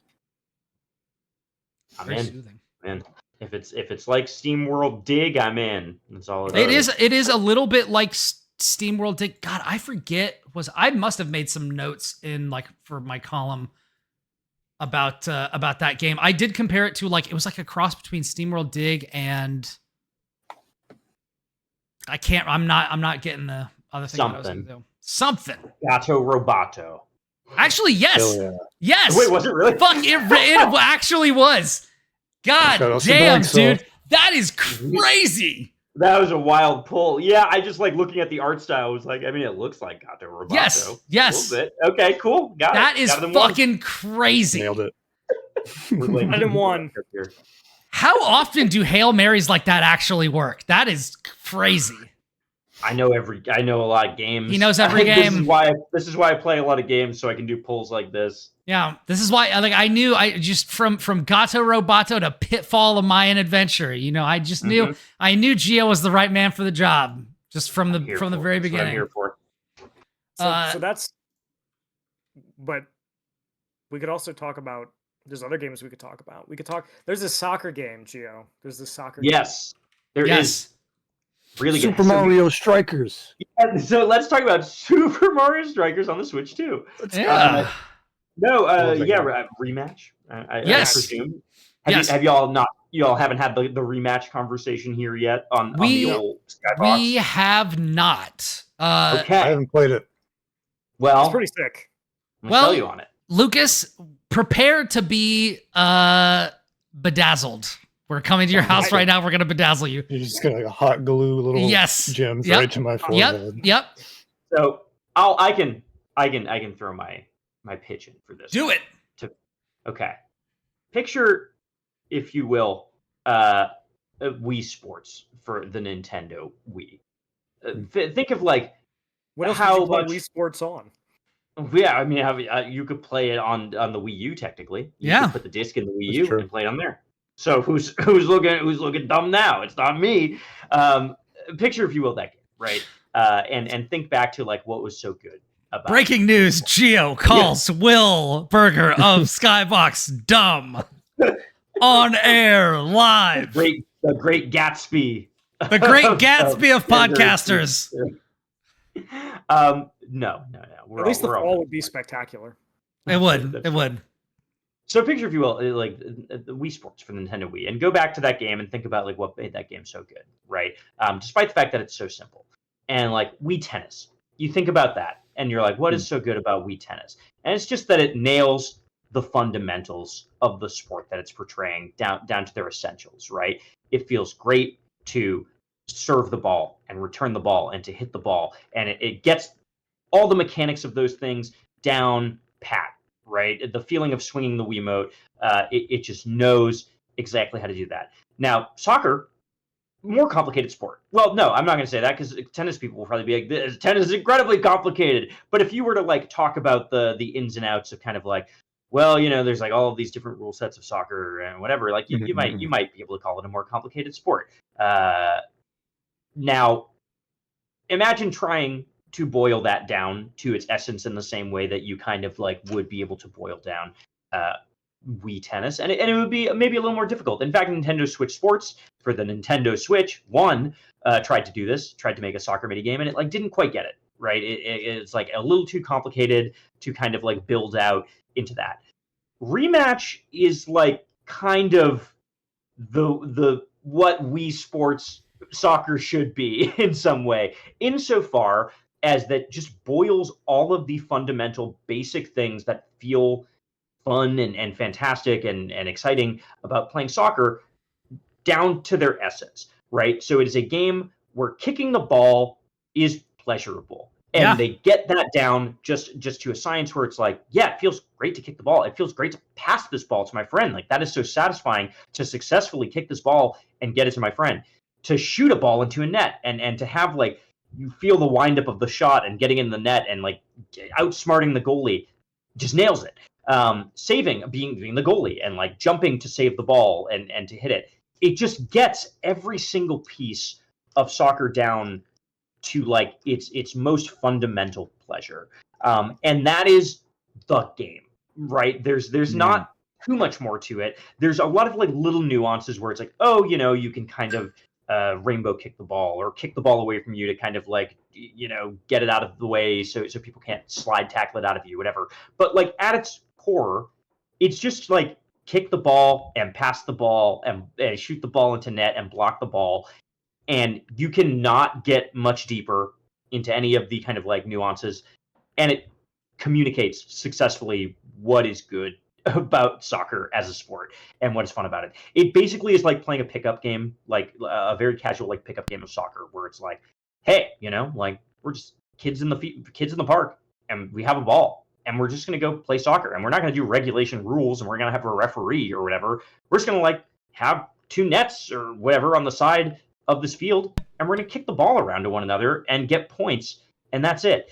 And it's such a difficult thing to really nail that, but I think Rematch just hones in exactly on what it's trying to deliver, and hones in so exactly on, like, what are the pleasures of soccer, what are the things that make this sport what it is, and just nails all of them. And there are problems with it, here and there, where some bugs with it, right? There are some issues maybe with, like, its seasonal system and its monetization maybe aren't quite there yet, right? There's plenty of stuff that you can kind of go in, and that they could work on still. But, like, at its core, it is like a perfect sports game in a way that I don't think a lot of sports games have nailed since the Nintendo Wii Classic, Wii Sports. It really hits it in that same way, and it's, like, not perfectly one-to-one soccer. There's still, like, an arcadiness to it. It's a little more in that, like, NFL Blitz vein. There's the whole arena is, like, walled off, and you can, like, kick off the wall and do ricochets off the wall. So there's a little bit of a Rocket League like goofiness to it and playfulness with the sport. But yeah, at its core, it is just like, these are the things that are fun about soccer. We made a video game. It doesn't have to be more complicated than this. It is like playing the NES game golf and being like, cool, that's golf, baby. Like, Rematch may as well just be called soccer, and it would be perfect at doing that. That's my hard sales pitch on Rematch, if anyone has anything to add to that. I was going to say, this sounds like a joke, but the way you described it makes me think of how I feel when I play pro wrestling for the NES. Yeah, no, absolutely. Yeah. D-pad, just like the two basics of buttons. wrestling, right? Yeah. That's all you need, the baby. only time I've ever popped for a turnbuckle crossbody in a video game is playing pro wrestling for the NES. That's a good call. It has a good crossbody off the turnbuckle. It really does. Just the sort of pureness of the, like, translation of, like, simple controls to the essence of the sport. Yeah. Absolutely. If and it, like, to break a cardinal geo rule, like, the act of moving the ball feels good because yes, because it has to have the because. Then you haven't broken the rule.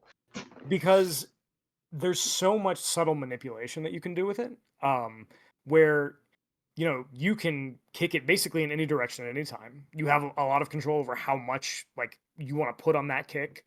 You have control over, one of the things that people will get hit with early on when there's learning to play is, like, somebody's gonna bounce it off the cube right above where the goalie is, and the goalie's gonna try to make a save. While the goalie's falling down, they're just gonna get the rebound and kick it in the net.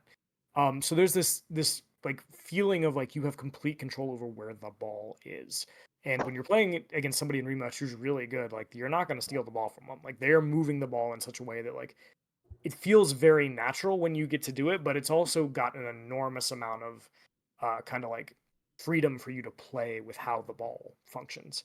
Yeah. Like in real soccer. Yeah, the thing that unlocked it for me, because I was for a while trying to break my own, not try to break my own rule too, because I just, the only thing I felt like I could say about the game is like, yeah, it just feels good to shoot the ball, and all this stuff. But the person that unlocked it for me was Eric Van Allen over on Acts of the Blood God. We were talking about it on that podcast, I think like last week. And one thing that Eric pointed out that I think is like genius is this is the same developer as Sifu of all things, which is bizarre.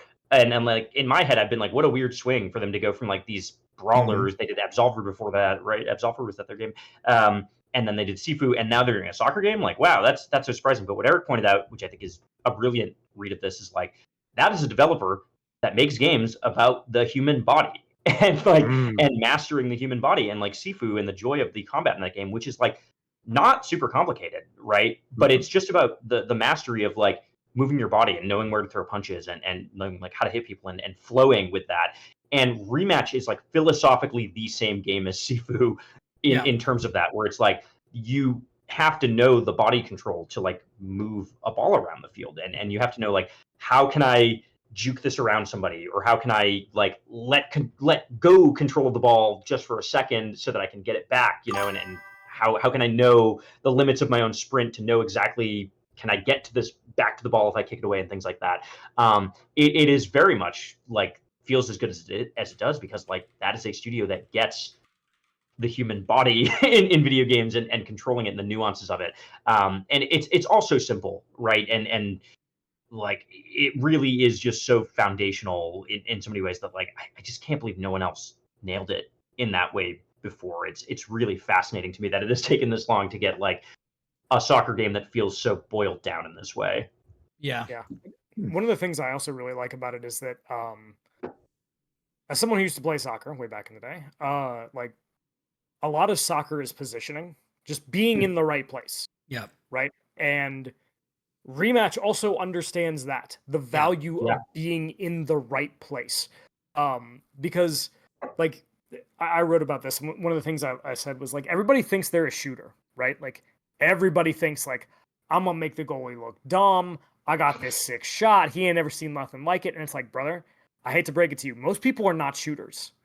Like, and even if you're good at shooting, like the best way to score is not to take every shot. It's to be like, hey, there's two guys on me and my buddy's over there and there's nobody over there.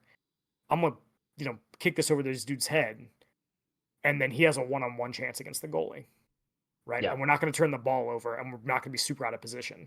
Right. And so it's this understanding of like, where do I need to be to set my teammates up for success? Where do I need to be open for the guy who has the ball? Where do I need to be when the other team has the ball and they're advancing towards our goal? Right. Like it's this sense of, it almost like kind of forces you to work as a team, even if you can't talk to one another, because you have to understand like, hey man, like if it's a 2-on-1 against the goalie is going to have a bad time. The goalie has to guess functionally about like where the ball is going to come from, right? And they have to move in that direction. So it's the same thing you see in like actual hockey, right? Where there's two guys on a breakaway and the goalie has to functionally kind of like hedge their bets. And that's most interactions in Rematch. Like, how do I get the ball where I need the ball to be, right? The smartest players in that game aren't the ones who like run to the goal and then they just like take the shot on goal. The really smart players are the ones who get to goal, they shoot the ball just above goal so that it ricochets off the wall and bounces to their friend, but like causes the goalie to jump and try and grab it and fall over. And then their friend who catches the ricochet just like rolls it into the net, right? It's so much about like outsmarting and knowing a little bit of like how people are going to use their bodies to try and like stop a ball, right? It's like, oh, people who know when they're about to get slide tackled by someone and get the ball kicked out from them because they know exactly when to get that thing away from them. Like they're not trying to hog it. They're not trying to be like, well, I'm going to be the hero and get this thing all the way down the field. They know to kick it to the next person at that moment. They know when to give up control of the ball to knock it against the thing and just like outsmart somebody who thinks that they have one up on you because they're like, oh, I'm going to do the slide kick. You'll never see this coming. And it's like, brother, I am 100 steps ahead of you and you're done.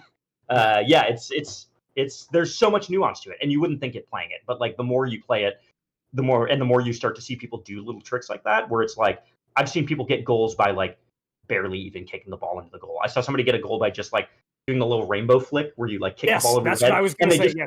Yeah, they just very lightly kick it into the goal because the goalie doesn't really see that coming and like goes hopping into some direction, and then they're like, boop, whoop, whoop, whoops, you didn't see that coming, you know? Yeah, it's like that was a specific story I was going to tell. Is like you see people do that where they go up to the goal and the goalie panics because they're like right there and they're like, you have to shoot, and they have to guess because they have to guess. And so the best thing that player can do is just wait for the goalie to guess, do nothing, just rainbow into the goal. Yeah. It's Incredible. like there's like a great game in terms of understanding like the nuance of how things. It's a thing that like we talk about a lot when we talk about fighting games is like sometimes the best answer is to do nothing. Yeah. Literally just to do nothing. And like that's what separates like good players from truly great players is they know when to do nothing. And Rematch is the same way. Where like sometimes those guys who know they're about to get slides tackled, they will literally just stop moving, and you'll just right past them because they're like, "I know what you're doing. I'm just gonna stop." You know. And so I think it's really great, and I'm looking for a team. So if anybody here wants to play Rematch, I would love to play Rematch with you. I'm down. I'm down. Yeah, there's not really a lot to say that hasn't already been said by Gio and Will. But yeah, it's great. The way that I have been describing it is it's a soccer arcade sim. Like this is a Sega game from the mid 1990s that was on a cabinet that you could play with 4 other people. Yeah. That's what this is. Yeah. This is it's a physics-based game, which is why you have so much expression.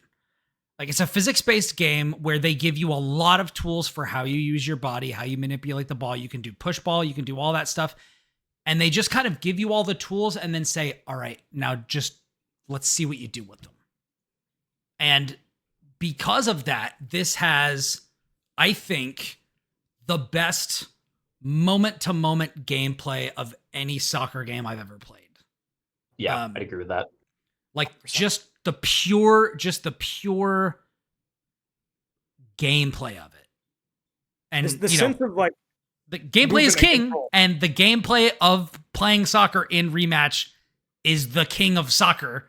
So like, I hope they get all the other stuff ironed out, but there was a problem very early on in Guilty Gear, speaking of fighting games, where it was just like, the tower's kind of a mess, like connectivity issues are a mess, it takes forever to connect to the servers and all that stuff, but when you're in the game, it's godlike, and that's, the problems are not as egregious with Rematch, but that same feeling, that same like exhilaration of making a good play and just being like, fuck yes, like I did it, or like setting something up for your teammate, like with a one off the, it's not a backboard, but you get what I mean, making a really great play like that. It feels fantastic. If you fumble a shoot because you're like, okay, I have a shot, and then you just whiff it or something, like you feel, or at least I did, I felt like I was letting my teammates down. And like, you can see, because they're all real people, they're probably going to be a little bit less likely to pass to me next time. That sort of a thing. And it's all very much set up in like that, that game company, the one where you go through the desert and your scarf is super long. Journey. It's very, it's like that, where it's just like, you're going to wordlessly go through this game with these people, and then you'll probably never see them again. But this game is the game that you had together. And let me stress something very important here. You are going to go through it wordlessly, because never turn on chat in this game ever. I don't know if there's ever been a more toxic immediately community in gaming. Like Call of Duty could never quite reach the levels of like toxicity. The first thing someone said to me in voice chat in Rematch was to call me a slur. The first thing. Yeah. I was playing it, and the first time I played it was like a press demo, and people were shit talking me, and I was like, Jesus, brother, what's going on? Like, none of us know how to play this yet. What are you doing? And people were like, what do you think this is, Call of Duty? You're sliding everywhere, and it's like, this guy lives with his mom's basement. Can you believe this? Genuinely. And then like when it came out, it's like I accidentally had it unmuted once, and like it was like the gravest mistake of my life. Never. Just immediately set it to no. It's never, because you'll even get taunted by like there's like 4 buttons in it that are like you can say Thanks. sorry or you can say thanks, and people will just like turn that into like making fun of you every play that you do, where they say like thanks if you like miss a pass, and you're like, you even there, you get it. It's like you really have to Jesus. tune it out. If you give up a goal, Begging. I have never heard like the word thanks has never cut so deeply or been said so much. It's so such a much. short period of time. Everyone in your team starts spamming thanks, and you're like, wow, I get it, guys. I missed the goal. Hey, Geo, Begging people to be 469, you normal. really biffed that one, didn't you? Thank you, Rematch Don Knotts. Really appreciate that. That's the episode title. Thank you, Rematched on Knots. Thank you. All right. Do we have anything else? I Please. mean, yeah. So my game is Patapon, which is an old game, but now it's a new game again. It's amazing how often that happens. And it just keeps happening more and more often. Meet the Everything old happens game. so much, Lucas. But this is the first time I played Patapon. And it's one of those games that the people in the gaming community who swear to the death that the PSP and the PS Vita were, wonderful platforms for gaming. That's one of the games that comes up inevitably. And if you don't know, Patapon is a music rhythm game that's kind of also a strategy game. And you play as this sort of disembodied deity of drums. And you're giving orders to these little eyeballs with hands and feet that like throw spears and stuff. And the game is a percussion beat quarter measures, I guess you would say. It's just bang, bang, bang, bang. And all the music does that. And then you have to beat your drums using specific chants that tell the little Patapon people to go do things, either like to march forward or to get ready to attack or to kind of defend. There's like a rain dance, there's retreat, there's these set commands. I'd never played this game before, but I really like music games. Last episode, or I guess the one before that, I talked about Nocturne being one of my favorite games at PAX. I really love games like DJ Max. I look at Groove Coaster across the room in arcades, but there's always somebody on it, so I haven't actually played Groove Coaster, but it looks awesome. Love Parappa the Rapper.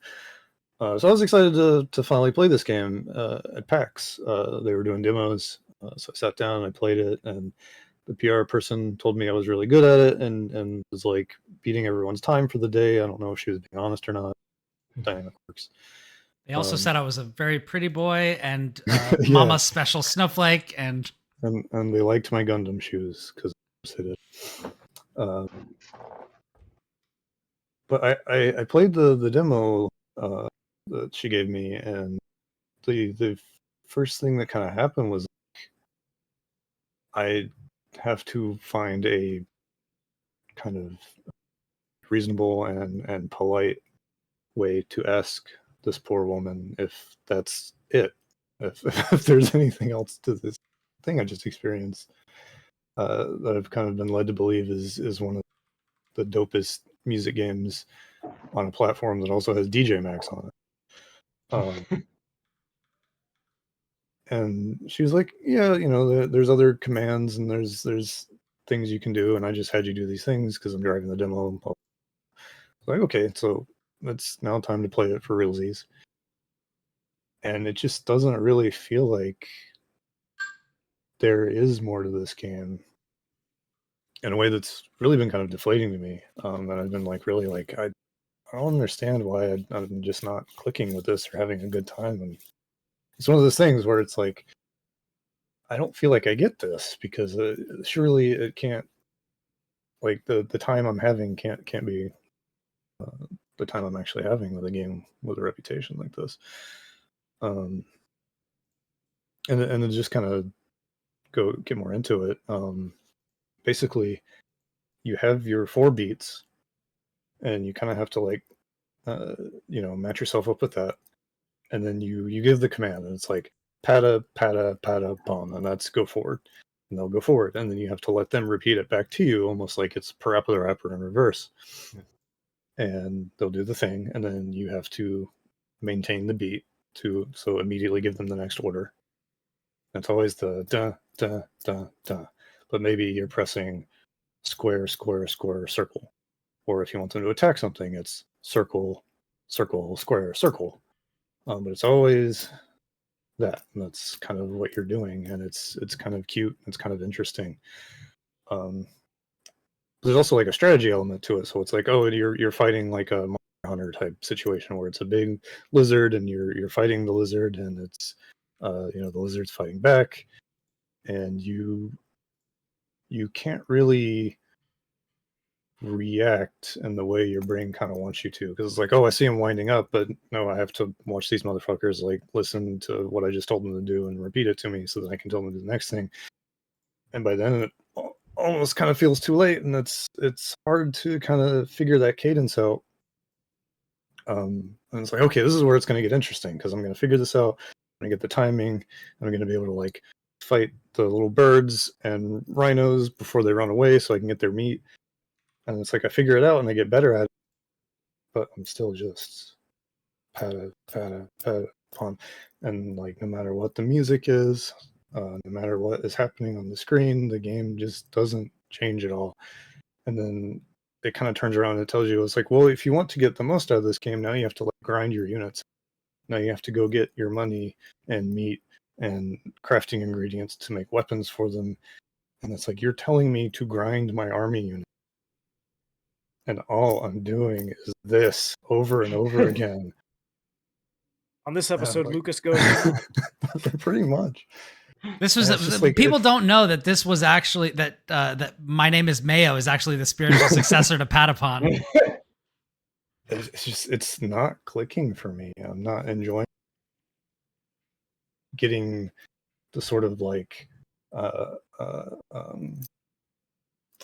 don't know, stimulation I feel like I normally like kind of seek when I'm playing a music game. I understand that maybe that's not the point, but then like the point seems to be like little bursts of gameplay combined with like grinding to make my guys better. But it's not like Monster Hunter, where like there are emergent things happening, and it's like each hunt is a little different because something goes wrong, or something behaves in a different way, and I'm always kind of like reacting to what's going on. It's like, no, this game is like demanding that I like sit there and kind of just stick on the rhythm, and that's my instinct because I'm playing a music game and I want fever and I want to stay on the beat, and that seems to be the goal. And it's like, okay, go forward, go forward, go forward, fight the thing, fight the thing, fight the thing. Okay, I need rain, so we're gonna do like a cutscene version of that, and that never changes. It's always the same exact thing to call the rain down. And it's like, oh, you need meat, or not meat. You need rocks or branches. So then you go out and play the mini game. That's kind of different, and it's cute the first time you do it. But then I realized, oh my god, it's the same every single time. The prompts are not changing. I just have to do this over and over again, and the RNG spits something out, and it's like, my god, this is like a primordial version of the horse game that everyone's playing right now, but just boring. I'm like, I don't get it. Lucas out here like, I have no mouth and I must Patapon. No, so I've never played the original Patapon, but I remember at Summer Game Fest I demoed the spiritual successor to it, Rototon, that's coming out. Yeah, and like I kind of had a similar experience with it, where I'd heard everyone talk about like Patapon is the best ever, and I was like, okay, cool, let's see what they're cooking with this new version of it. And I remember thinking the same thing, where I was like, oh, I just am doing the same button press every time, and I kind of have to wait for them to do their animation, and then I hit the same button press again. And there's like a couple of different commands and whatever, but like not too much strategy to it beyond that. I almost wonder if it's just like you had to be there kind of thing, like playing it No. on a handheld at the time. No, I know. because I was there at the time, and Okay. I bounced off that shit. Toot sweet. What? They made, by the way, guys, they made up to Patapon 3. Yeah, there's 3 of them. Can't believe Three he whole used the words "toot sweet." Are Yeah, you proud or ashamed, Will? Yes. Yes, that's as with everything with me. Yes, the answer is yes. The answer is yes. I don't know if it's just like the kind of cult classicness of like, oh, you know, people really have nostalgia for the PSP and it was like a game that people played on it, or I don't know if it was just like, well, you know, like portable games at the time, like, you know, maybe they were doing smaller things, so like that kind of felt There's fit for a device like that. But I don't know, like, There's yeah, a- it didn't click with me. there's a bit of Stockholm syndrome with it for sure, where Yeah. it's just like, this is what we had, and it was a novel idea, but being novel doesn't mean that you can't overstay your welcome. Sure. Yeah, You know? And it seems like things kind of fizzled out by Patapon 3, and they were like trying some things. And people were like, I don't know about this. But I was in the Steam reviews looking at stuff. I was reading other reviews from back then. You know, like I was reading Eurogamer, like, what do they think about Patapon 3? And it was just kind of like this very matter of fact, like, we love this game. It's got cute music, and the thing that you do is infectious. And it's like, I guess, I don't know. Yeah. This is one of those situations where sometime a game comes out and everybody loves it. And then years later they talk about how they love it. But you have played the game in the intervening time period. Yeah. And you're like, would you like to continue loving it? And they're like, yes. And you're like, never play it again. Yeah. Yeah, this is a game for which playing the preview build or just playing a demo is sufficient. That kind of game. That should be like with Alien Isolation, but just play this much and then go about your day and find something else. This is the episode of Beyond the Skybox where we dunk on Alien Isolation. Yeah, seriously. But where we damn the entire game by praising the first 5 hours of it. Yeah. The first 5 hours rocks. Yeah. You should just stop there and then watch the ending cutscene. Before I jumped into the game, I literally was talking to Ryan McCaffrey about it, and he's like, yeah, just like after that first thing, just stop. Like that is the best Alien game ever made, is the first 5 hours of Isolation. He's right. And the funny thing is, like, people were still like, I can't believe IGN gave it like a 5.9 or whatever he gave it. And it's like, you go back and read that review and it's like, he's right. Why are you booing me? I'm right. Yeah. Like, he was correct. Yeah. The world was not ready. It's kind of like how Patapon goes, because like the theme song is a bop, man, for that game. You like sit there on the title screen and it's like going and going and going, and there's like children singing and everything. It's like, oh, I'm gonna play a cool music game it's very cheerful and loud and rambunctious, and then you play the actual music and it's like and it's like, I don't know, I just don't get it, man. Yeah, it just zooms in on Lucas's face and it's just like, oh no. Oh God, no. You realize that that's all there is. That's all there is. Please tell me, you know, it's that invincible thing of like, there's brains and stuff coming off your face. You're like, I thought there would be more to you than this. You know. All right. Rage Quit in the chat says, how you sons of bitches doing tonight? Will, how you sons of bitch doing tonight? I'm out of mixing things for my liquor, which is a problem, and I've had to resort to beer to be properly prepared for the podcast. But pretty good otherwise. As you can see, my entire apartment is getting packed up to move to a house, which we're closing on in 2 days. 2 days! 2 days! Congratulations, Will. I'm really proud of you for getting a home. Nailed it. One more. We had to get him in one more time. One more. 4 more references. Anyways, Gio, how are you sons of bitch doing tonight? I'm killing it. I'm killing it. What a joy it is to be here on the Skybox, to be Hell beyond yeah. the Skybox. You've gone beyond. You know what the crazy thing Yeah. is that unless I'm mistaken, you have not yet begun to Skybox, and yet you have gone beyond it. We've gone beyond. It's my first time going beyond it. This what it is- means to go This further is beyond. yes, damn it, Will. Hell yes. Bed Bath and Beyond the Skybox. Yes, indeed. Yes, indeed. Lucas, Yo, how you sons of bitch doing tonight? doing okay. It's haunted by Patapon. Yeah, Patapon's a bummer, but and real life is a struggle as always. But I also did finish my playthrough of Digimon Story Cyber Sleuth. Now we're talking. And man, the ending of that game is wacky. I love it. It was Very nice nice. to have a fun communal excuse to go back to that game because everyone's just been playing that game. So yeah, Nice. still trying to ride the high off of that. Ryan, how you son of a bitch doing? You know what? Thank you, Will. Thank you, Will, for doing Welcome, that. brother. Today has been fucking rough. I had a baby scream at me for a very long time without ceasing, and the only thing she wanted to have done with her is just carried around the house. So I eventually just got to the point where I was just like, well, I might as well get some steps in, and I just started going back and forth on the first floor, then up the stairs and back and forth on the second floor, then back down and then back up, and that's just what I did.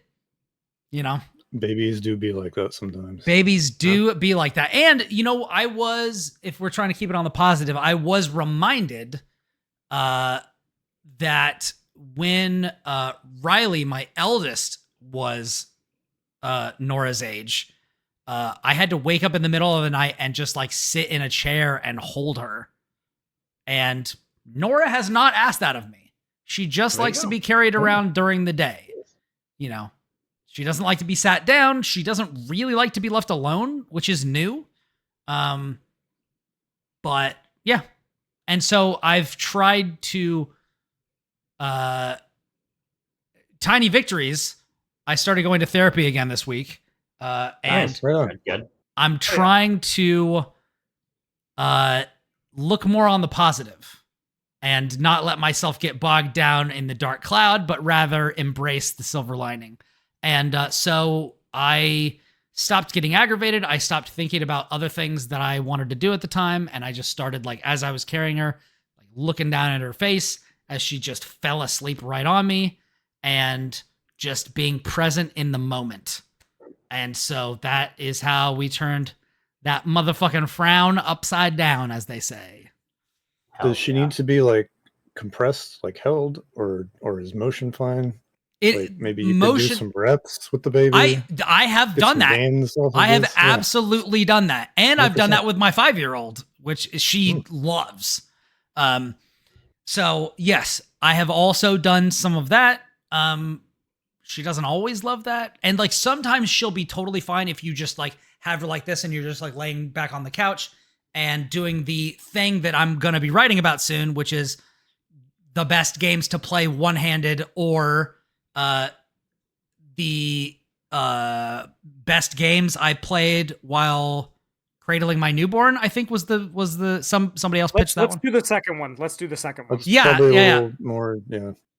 The It's first one has yeah. an unfortunate connotation. It unfortunately does, which I'm very aware of, but that's where Slay the Spire has come in, and I've been enjoying that. I can't always do that. Sometimes she needs me to walk around, and then, then all bets are off. But that's how played Earthbound. that's how I, son of a bitch, be doing. Nice. Oh, yeah. I remember discovering Earthbound has a confirm map to L on the Super Nintendo, Does it? and so you can just play that with holding the controller in one hand. Nice. Nice. Yeah. Yeah. Good times. I'll have to check that out. 12 years ago. Jeez. I don't think I have that on my emulator on my Steam Deck, but I could probably fix that. I have a lot of Super Nintendo games on my Steam Deck that I just have not played because I'm too busy playing other stuff on my Steam Deck, because the Steam Deck is a great device.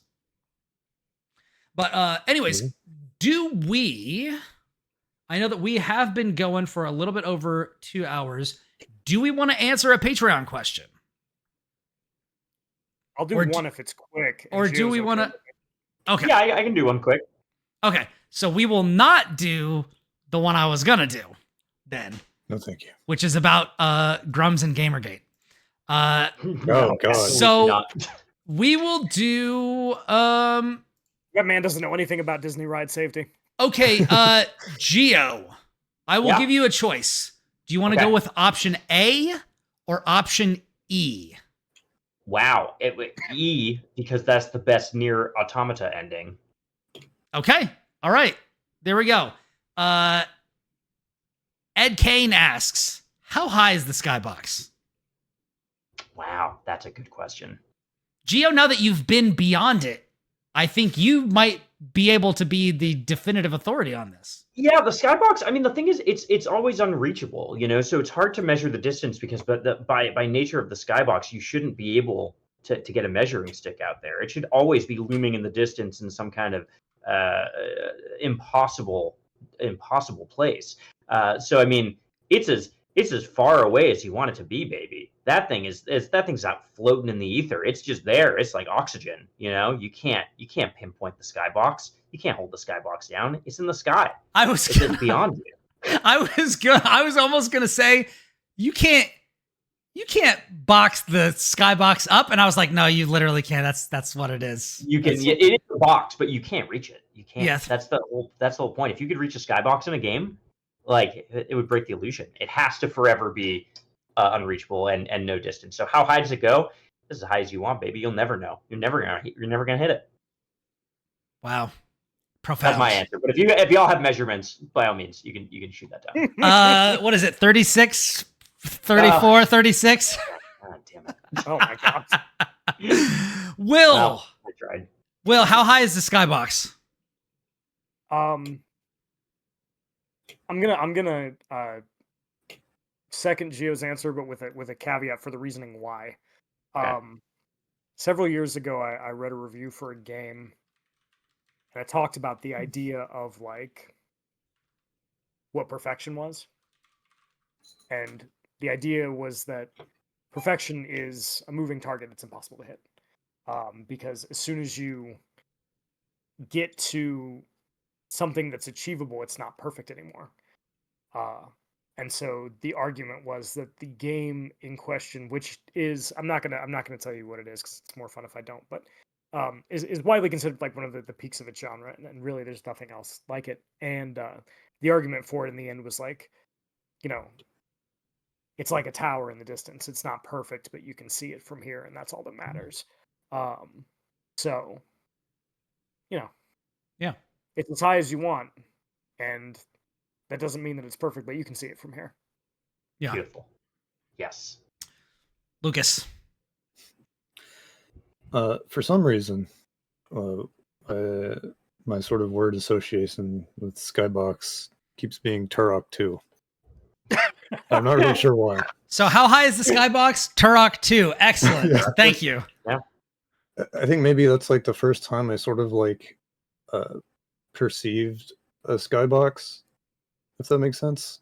Like a lot of those older games, you kind of like realize that like, oh, this is like it's like a backdrop in a Hanna-Barbera cartoon. That's kind of weird.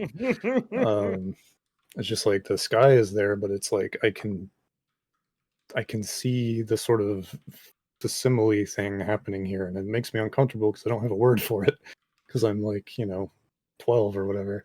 But The word you were looking for is matte painting. yeah, Why do they keep Yeah. passing the same tree? and I'm pretty sure I tried shooting at it a lot when I was playing Turok 2 because I didn't. That's a hard game to wrap your head around when you don't really play shooters when you're a kid.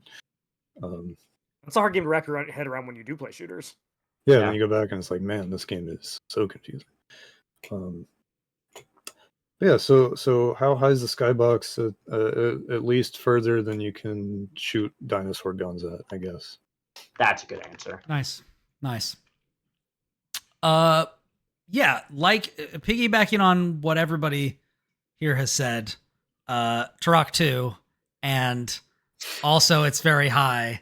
And also, the reason why we evoke the Skybox in the name of our site is because we want to believe that as high as you climb, you can always go higher.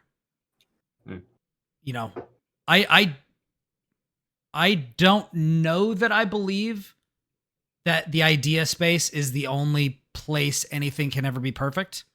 I want to believe that perfection is possible, at least in some form. But the constant strive towards self-improvement is something that has led humanity to as far as we've gone. And I feel like if we ask ourselves to do our best and then try to do a little bit better next time, I feel like that's just a good lodestar to have. So, yeah, that's my answer. Thanks, Ed. Love it. It was a good question. Nice. All right. That certainly seems like a show to me. Let's wrap it up, baby. Yeah. Stick a fork in it. It's done. Wrap it up. I will take it.